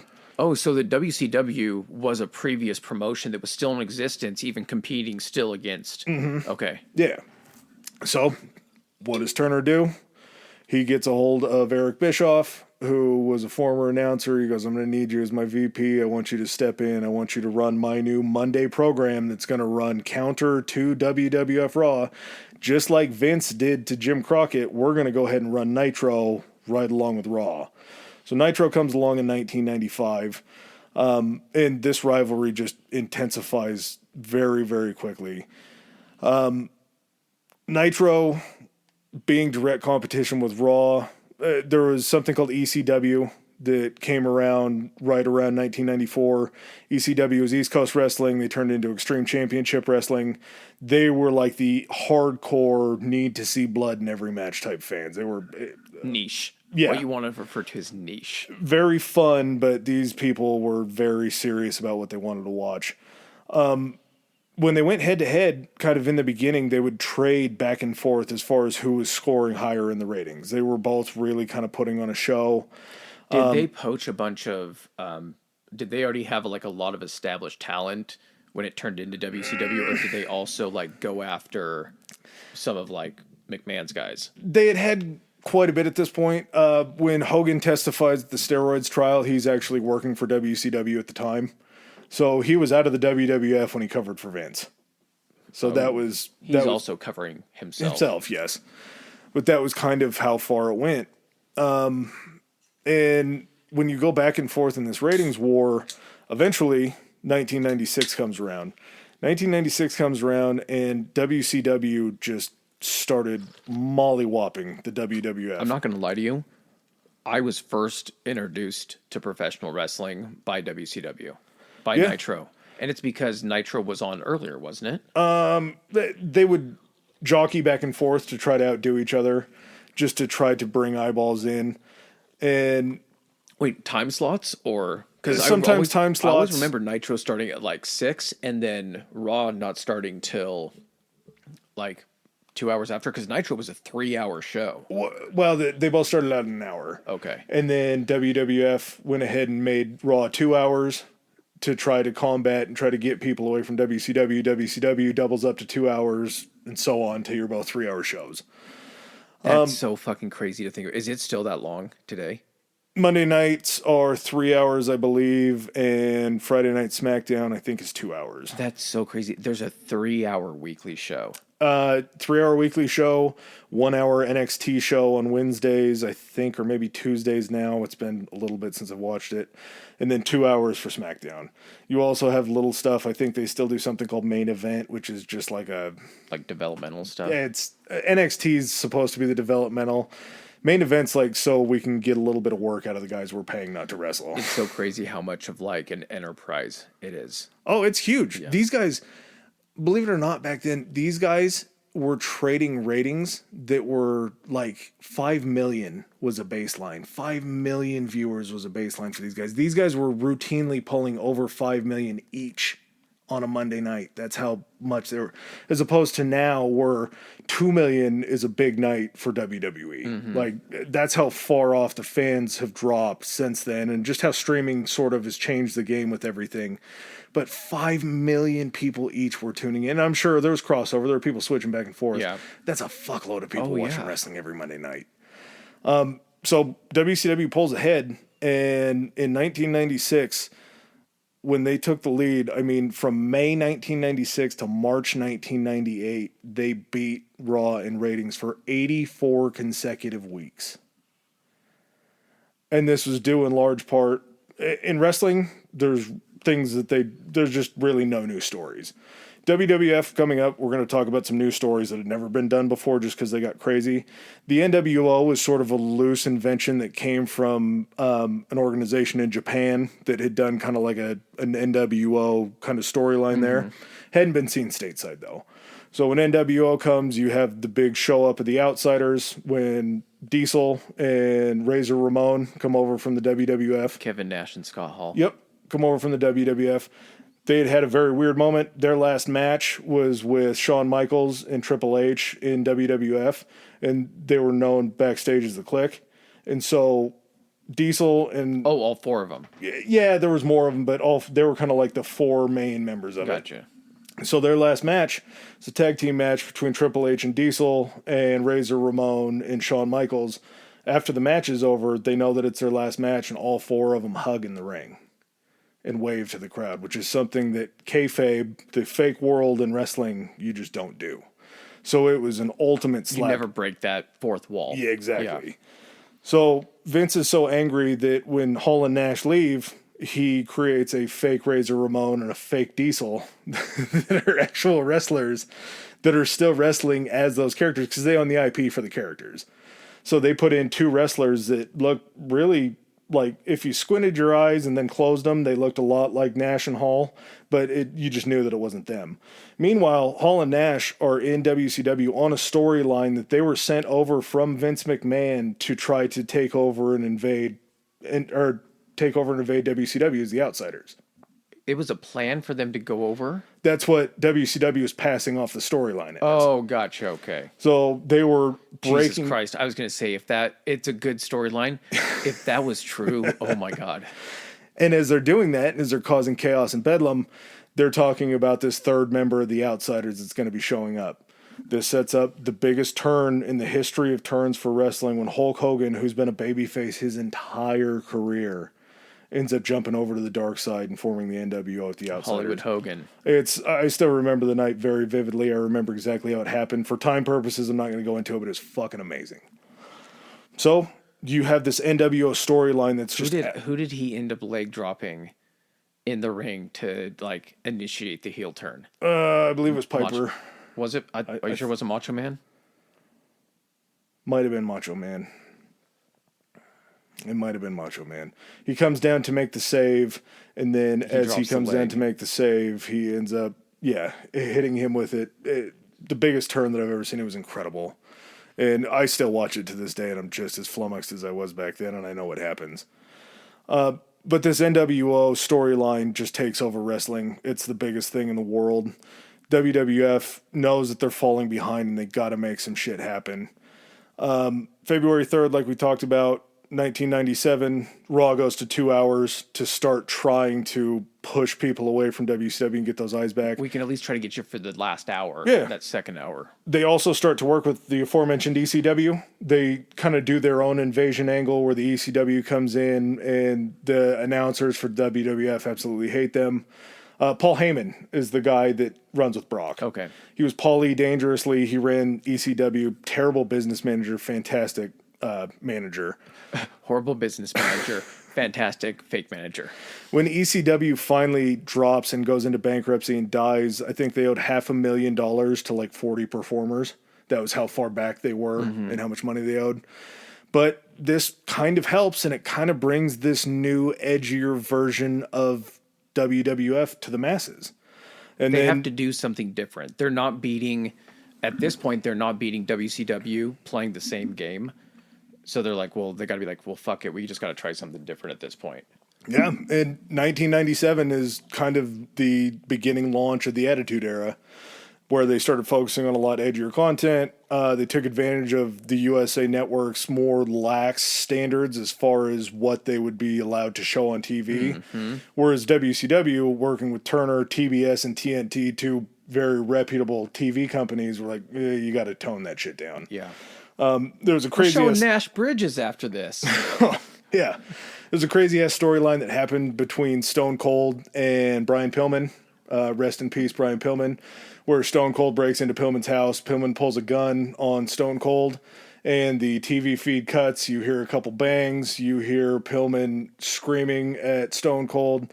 The camera's cut back after Vince is trying to explain what's going on. Pillman is dragging Stone Cold out of his house, saying the son of a bitch deserved what I just gave him.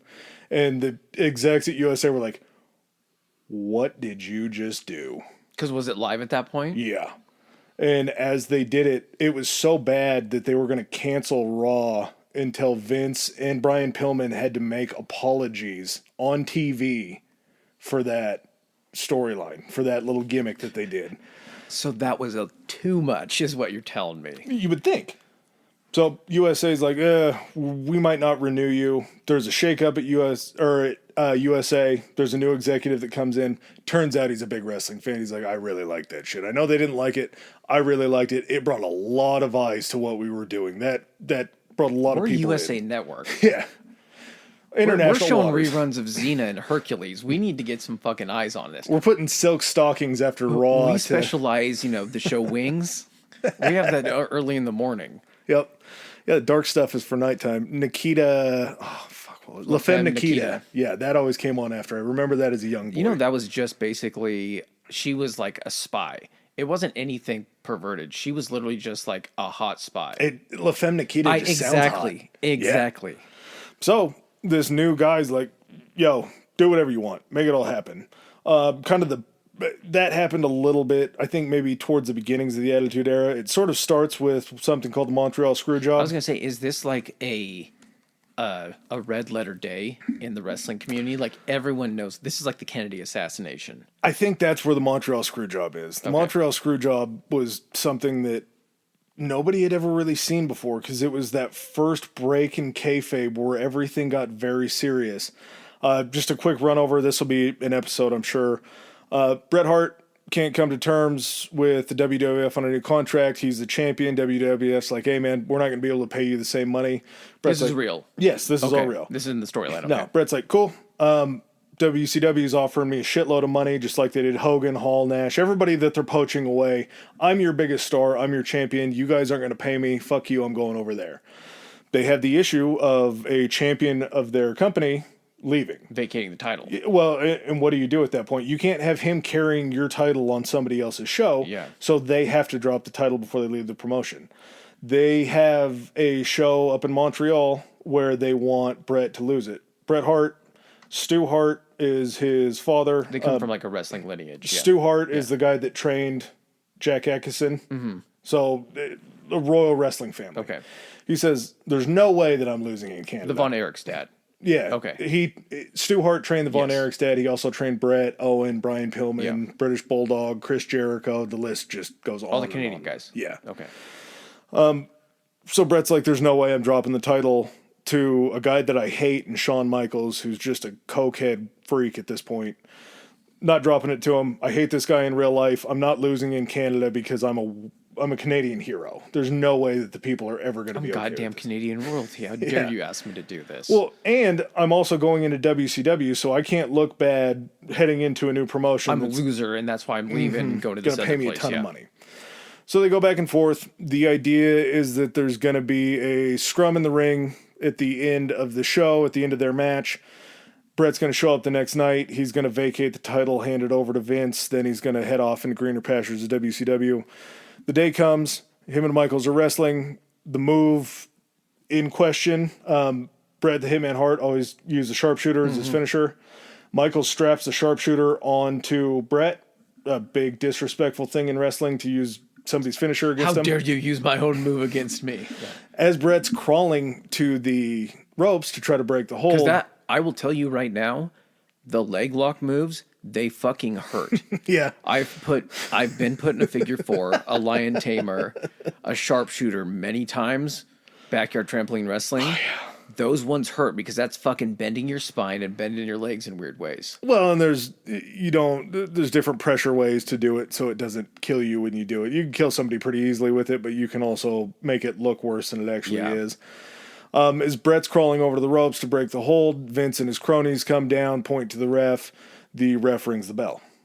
All of a sudden, Bret submitted to his own move in Canada in front of everybody to a person that he hates, all because Vince just flipped the script on Bret. So he wasn't expecting to be put in the hold. Well, he knew the original outcome was going to be he was going to break the hold. They would get up, wrestle some more. Then there would be some sort of a run in the ring. Okay, I got you. Okay. Yeah. So Vince stabs him in the back, and Bret drops the title in Montreal to somebody that he hates. Bret goes crazy, and the fans go even crazier. As soon as Vince realizes what happens, him and his boys backpedal. Michaels grabs the belt and runs out of the ring with him. And Bret is losing his mind in the rings. The fans are booing. They're throwing trash. Right before Bret leaves, he takes his finger and he paints a WCW in the middle of the WWF ring as he walks to the back. Goes to the back, gets showered up, packs his shit up, goes and meets Vince. Vince tells the story that because he screwed Bret, he said that Bret could take one shot at him. Bret and everybody else that was involved said that Bret just walked up and uppercutted him, knocked him out cold, knocked his boss out. Stone cold is a sign of things to come, and then leaves, shows up to WCW, has his career over there. Eventually there's a reconciliation. I'd like to say that that's the worst thing that happened to the Harts in WWF, but that's a monicum of what's to come. So you have this Attitude Era where you start to sort of see these characters change, because you could make a career as being a heel or a face the entire time. Like you're bound to one, you play it very well, that's everything. This Attitude Era starts seeing these wrestlers change back and forth just on a whim. They'll change based on a storyline, anything like that that moves forward, and it sort of changes the game. Everybody is so enthralled by all just this shocking shit that's going on.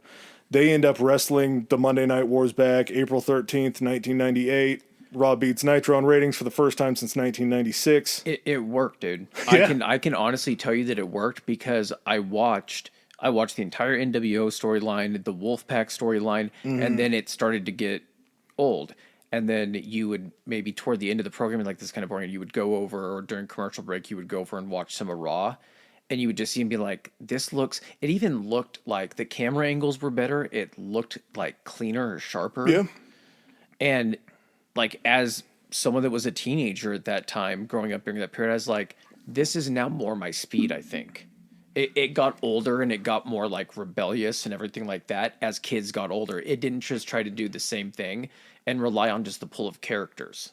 Well, and we were sort of growing up, I think, at a time to where all that stuff was cooler, whereas the older generation was like, "Oh shit, like, this is new." I shouldn't be watching this. Yeah, like if I get caught watching this, they're gonna be like, you can't watch this." And adults are like, "Oh shit, this is our stuff. This is us. This isn't these cartoonish characters anymore. These are some real hijinks riddled." It's like when they start making adult animation. Yeah. And again, we'll talk about the Attitude Era in and of itself in another episode. January 4th, 1999, the Foley incident was one of the biggest boons in WCW history. On Nitro that night, they made it sort of this idea where Raw would pre-tape sometimes a week in advance, and you would be able to get the information for what happened on WWF from the previous week that was going to be shown on that night. So during Nitro that night, Tony Schiavone, one of the announcers, announces the main event of Raw that night was that Mick Foley, Mankind, was going to beat The Rock for the title.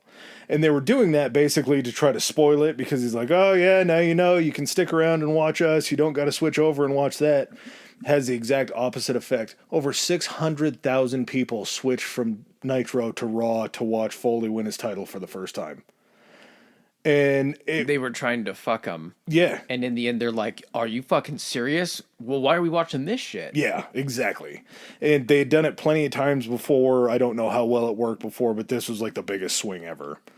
After that, WCW kind of starts to decline. They had already kind of started to decline. Their people were getting older. They weren't developing new wrestlers, so it was just older guys in the ring that were going at each other.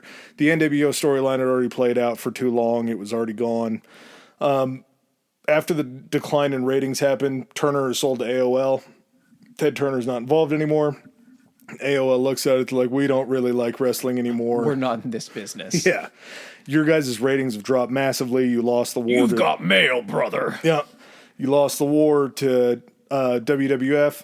Vince ends up buying WCW for $3 million. That seems like very, very low. It was like all the IP, all of the back catalog of shows, and then like 20 wrestlers' contracts he got for $3 million. The signing bonus that Hogan was paid in 1998 to re-up with WCW was $2 million. And at this point in time, I think that year WWF made like $220 million in gross revenue. So a drop in the bucket to pay for WCW that's paid off tenfold now that they have all their IP. 2002. Oh, wait. So how did they integrate, like, because obviously people know in the real world that this is closing. They're probably expecting, you know, there's probably talk like who's going to come over, who's going to be, you know, in WWF now. So this happens, I think it was March 23rd. March 26th is the last ever episode of Nitro. It goes out with Flair and Sting wrestling because they were, I think, the first main event of the first Nitro. So a very nice little bow that was tied onto it. The way that they ended is Shane shows up on WCW television. Vince McMahon's son says that he bought WCW. He was going to take WCW with the contracts, I'm sure, that they had purchased during the deal. Mm-hmm. He was going to invade WWF, and they were going to start their own WCW, WF. I'm turning against my father, so it was the turning against my father, and now I shall pry the company from his grasp with my own. There's so many things that I've missed in here. Vince had a son and daughter, Shane and Stephanie. They're on-screen characters. There's just so much that I'm missing here. The fact that his family was so involved in this, and that's what I'm saying, is I got into WWF right as, like, Shane and Stephanie were coming out, and, like, basically they were getting, like, beat up in the ring. Yeah. Yeah. Yeah. They were very, not very wrestling, involved. As, like, the corporate characters, but, like, Vince's kids. Yeah. So needing another challenge, WWF in 2002 changes to WWE because the challenger that they were taking on was the World Wildlife Fund. And the World Wildlife Fund sued them to stop them from using WWF. So in order to... We're starting to get some really fucked up calls. Yeah. So if you guys can change your name... Yeah, and they lost that battle. They had to change to WWE, which was more fitting because at that point in time, they had moved away from wrestling. They were an entertainment company that wrestled in a ring. So you have this switch over to something called the Ruthless Aggression Era. In the Ruthless Aggression Era, you don't have WCW or ECW that went under that was also purchased by WWF. Mm-hmm. You go from 3 companies down to 1. We're the only show in town. Yeah, what do? You split your brands. You have a Raw brand and a SmackDown brand that have their own titles that are assigned to each other. We just got an influx of people that are popular characters that are now going to need jobs, but we only had the same amount of time. What do? We just need to expand the time and take over 2 nights. Yeah, and they still kept along with a lot of the elements of the storytelling that was from the Attitude Era. Well, what ended up happening, correct me if I'm wrong, from what I remember, when Raw and then SmackDown came out, they were almost a continuing storyline between both shows. They Yeah. could be like, Yep. stories could intertwine. And then later is when they actually like did drafts and got their own roster and they competed because they were the only show in town. So they're like, fuck, there's no one else to compete against. What do we do? Yeah, and Raw was still the A show. They kind of screwed over SmackDown. SmackDown still had some good performances, but it was just always considered the B show. 2004, Eddie Guerrero passes away at the age of 38. The list of wrestlers that died of heart attacks is 10 miles long, especially the ones that were really, really too early. Vince goes back in front of Congress and reinstitutes a wellness policy. They say, well, how come you stopped drug testing in 1996? He goes, I didn't have any money to pay for the drug testing. We were in a war with WCW, and I needed as much money as possible to throw at trying to beat WCW, when really it was just so his guys could continue to juice. I need my guys to be bigger. Yeah. Like I say, it reinstitutes a wellness policy. I don't know how well it does. In 2007, we had the Benoit incident. Just a quick one on Benoit incident. He went crazy and he murdered his children and then his wife and then killed himself. When Benoit's autopsy was done, they found out that the level of testosterone in his body was actually 10 times the amount that a normal human being would have. His doctor The that was... CTE scans, right, were... They were pretty bad, yeah, but they said that his steroids were just outrageous. His doctor ended up going to jail. They looked at his prescription records, and he was prescribing Benoit a year's worth of steroids every 4 months. Jesus Christ. So it was that crazy. 2006 to 2010, ECW returns under the WWE banner, so WWE is running an ECW show. So it was a third show that was on TV along with SmackDown and Raw. It's like CSI. Yeah, dude, they were everywhere. 2008 started the PG era in WWE. Moves were renamed. Some moves were banned. Before John Cena had the attitude adjustment, it was called the FU. PG era, you can't really call it the FU, so you got to change it to the attitude adjustment. This is where blading was outlawed. So in wrestling... The practice of hiding a razor blade in one's uniform and cutting the skin to start bleeding. Yep. So any blood that was ever going to be on TV after this, purely like you had to earn it. It was coming the hard way. But at the same time, the PG era opened this new young audience to the WWE where they could sell so much merchandise to children. It sounds like what they did is they realized once they got too far, and it was the same thing, like they had a set base and were growing with the base with the more serious stuff, but then they're like, fuck, we need to jump back and get the next generation. Yeah, exactly. And they're like, okay, well, what worked when WCW got those people? It was toned down a little bit and everything. And so let's just go back to that. And then we can grow with that generation. Maybe we get a little more. Yeah, you're just building for the future at that point. So after that ends up happening, I don't mean to rush through this. Unfortunately, after WWE loses competition, I feel like they sort of got lazy because they didn't really have anybody pushing them to be better. They were the only show. Yeah. They could progress at their own pace. There was no, like you were saying, no one pushing behind them. Mm-hmm. NXT brand opens up in 2010, and it kind of started to show the inner workings of the Performance Center to build the new stars that were in WWE.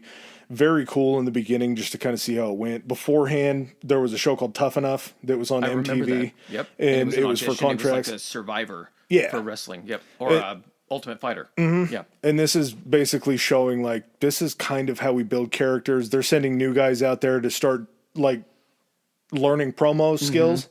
But they're doing it in front of an actual audience at Full Sail University down in Florida. Yeah. So you're getting like real world work, and they're like, well, shit, this would probably be pretty cool. We're marketing to kids. Why don't we show like the whole how a wrestler gets made? You're tapping a new generation to be able to pull from, because some of those kids that watch that are like, I can do that. What's better than having a small pool of athletes to choose from and being like, well, none of these really fit what we're looking for? You now broaden that out to basically be like, it's an interview. Yeah. You're basically showing, guess what? This whole thing that you thought was inaccessible to you, that somehow these guys had to come to us through these weird means. No, it's accessible to everybody. You just got to come try. Well, and the other kind of thing about it too was you would get to see the stars of tomorrow today, so you could kind of start to choose your favorite wrestlers in NXT that would then move up to the major brands. And you're hoping they make it. Yeah, and you run into a situation, these are going to be guys that you probably have it's so weird that it starts to blend in like elements of actual like college football. They're like, what do people like to do?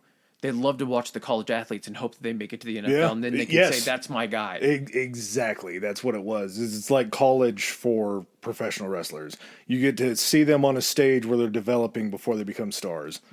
A couple guys, you're not going to know them, I'm sure. Roman Reigns is I know The Rock's of him, cousin. yep. Dean Ambrose was a wrestler named John Moxley that came from the independent circuit.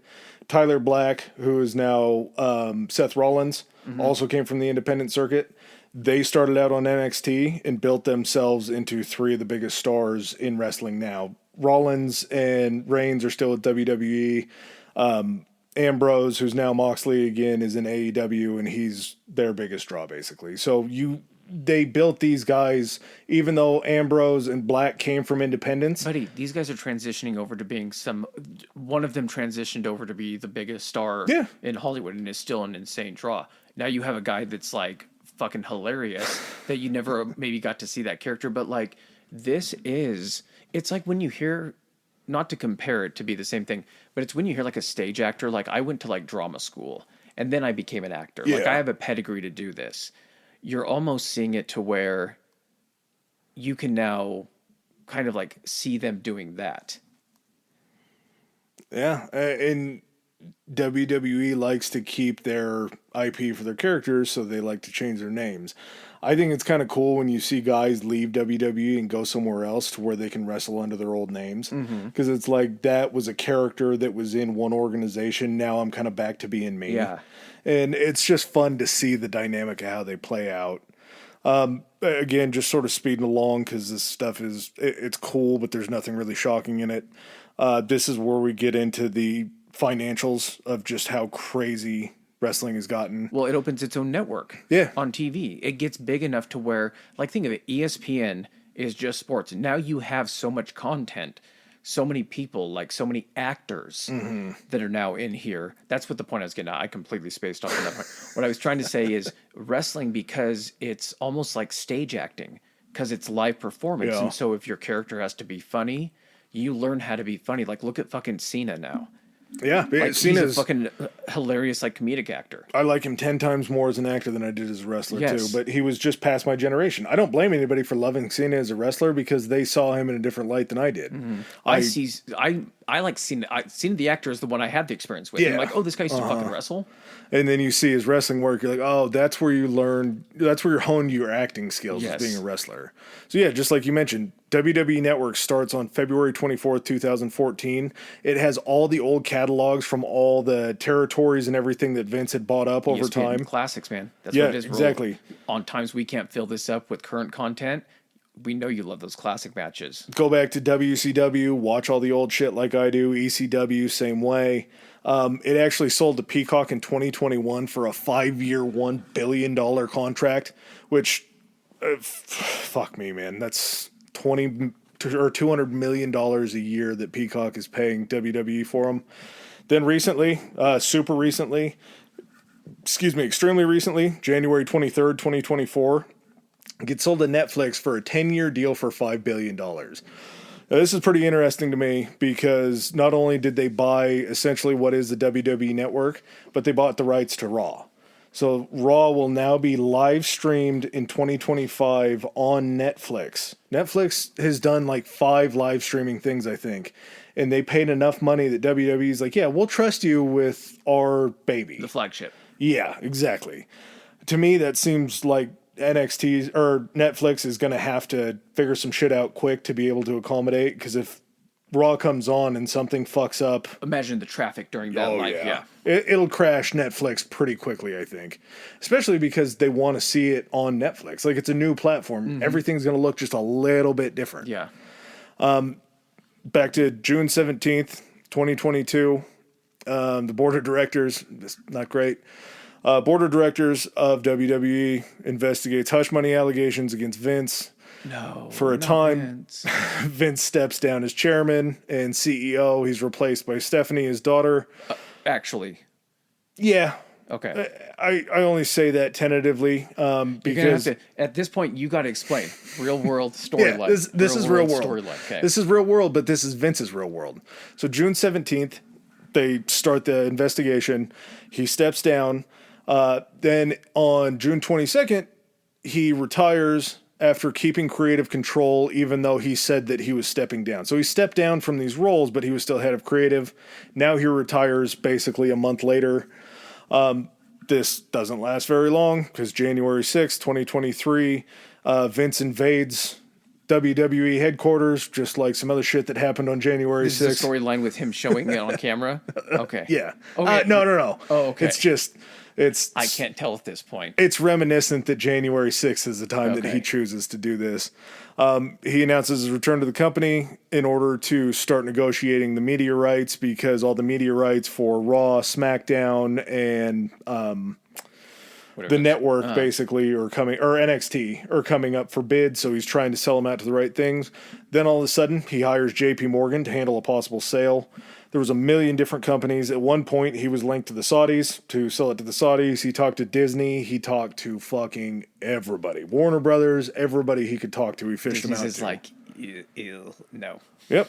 And eventually, April 3rd, 2023, WWE is acquired by Endeavor. They were the UFC's parent company at the time. They still are. So once they merged into the conglomerate that they are today as TKO, WWE's valuation at the sale was $9.1 billion. $9.1 billion. For wrestling. Yeah. And this was at a time when I didn't know that it went back this far, but WWE went public in 1999 to be publicly traded. So Vince is the majority shareholder, still owned the company, but they had made a ton of money. Oh, yeah. Going during public. the stock offer, yeah. So TKO Holding Groups completed the merger September 12th, 2023. They come on board, and they're the new governing body. As far as that goes, Triple H is basically kind of like running the day-to-day stuff. Which is insane. Like, that's reality. Because that could seem like a storyline, and I remember that being a storyline where he was like executive Triple H or something like that. Well, because he, in the show, started dating Stephanie because they were dating in real. Did they start dating before or after? Yeah, this will be a whole nother Degeneration X episode if it comes up. Okay, but anyway, Trips is dating China. Then he starts hooking up with Stephanie. They do an on-screen in real life, and he marries her. They're actually married in real life, and now this wrestler is now like the head of the company. But at the same time, in true wrestling fashion, there were guys that were wrestling that became promoters. I mean, it's essentially following the path of wrestling. And knowing the business. Yeah. And so him knowing the business, he steps up. Vince goes on the board with TKO, so he's still kind of a part of it. Then all of a sudden, a very recent event happens. January 2024, I believe it was January 24th. A woman named Janelle Grant, who was actually the reason that Vince had to step down as chairman before, because part of the board of directors was investigating claims made by Janelle. Out of those claims that were made, Vince had signed an NDA agreement with Janelle over the sexual assault allegations, and the NDA settlement payment was supposed to be $3 million. After Vince pays out the first $1 million, he just stops paying on the NDA. And Vince is worth somewhere. Funny thing about NDAs is they have to be satisfied by both sides. Yep. So if you stop paying, the NDA goes away.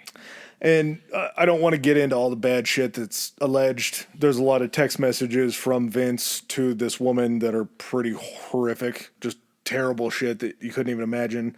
But Vince is a billionaire, and he couldn't afford to pay the extra $2 million. I'm not saying that this is right, because what he did is truly horrid. This is karma.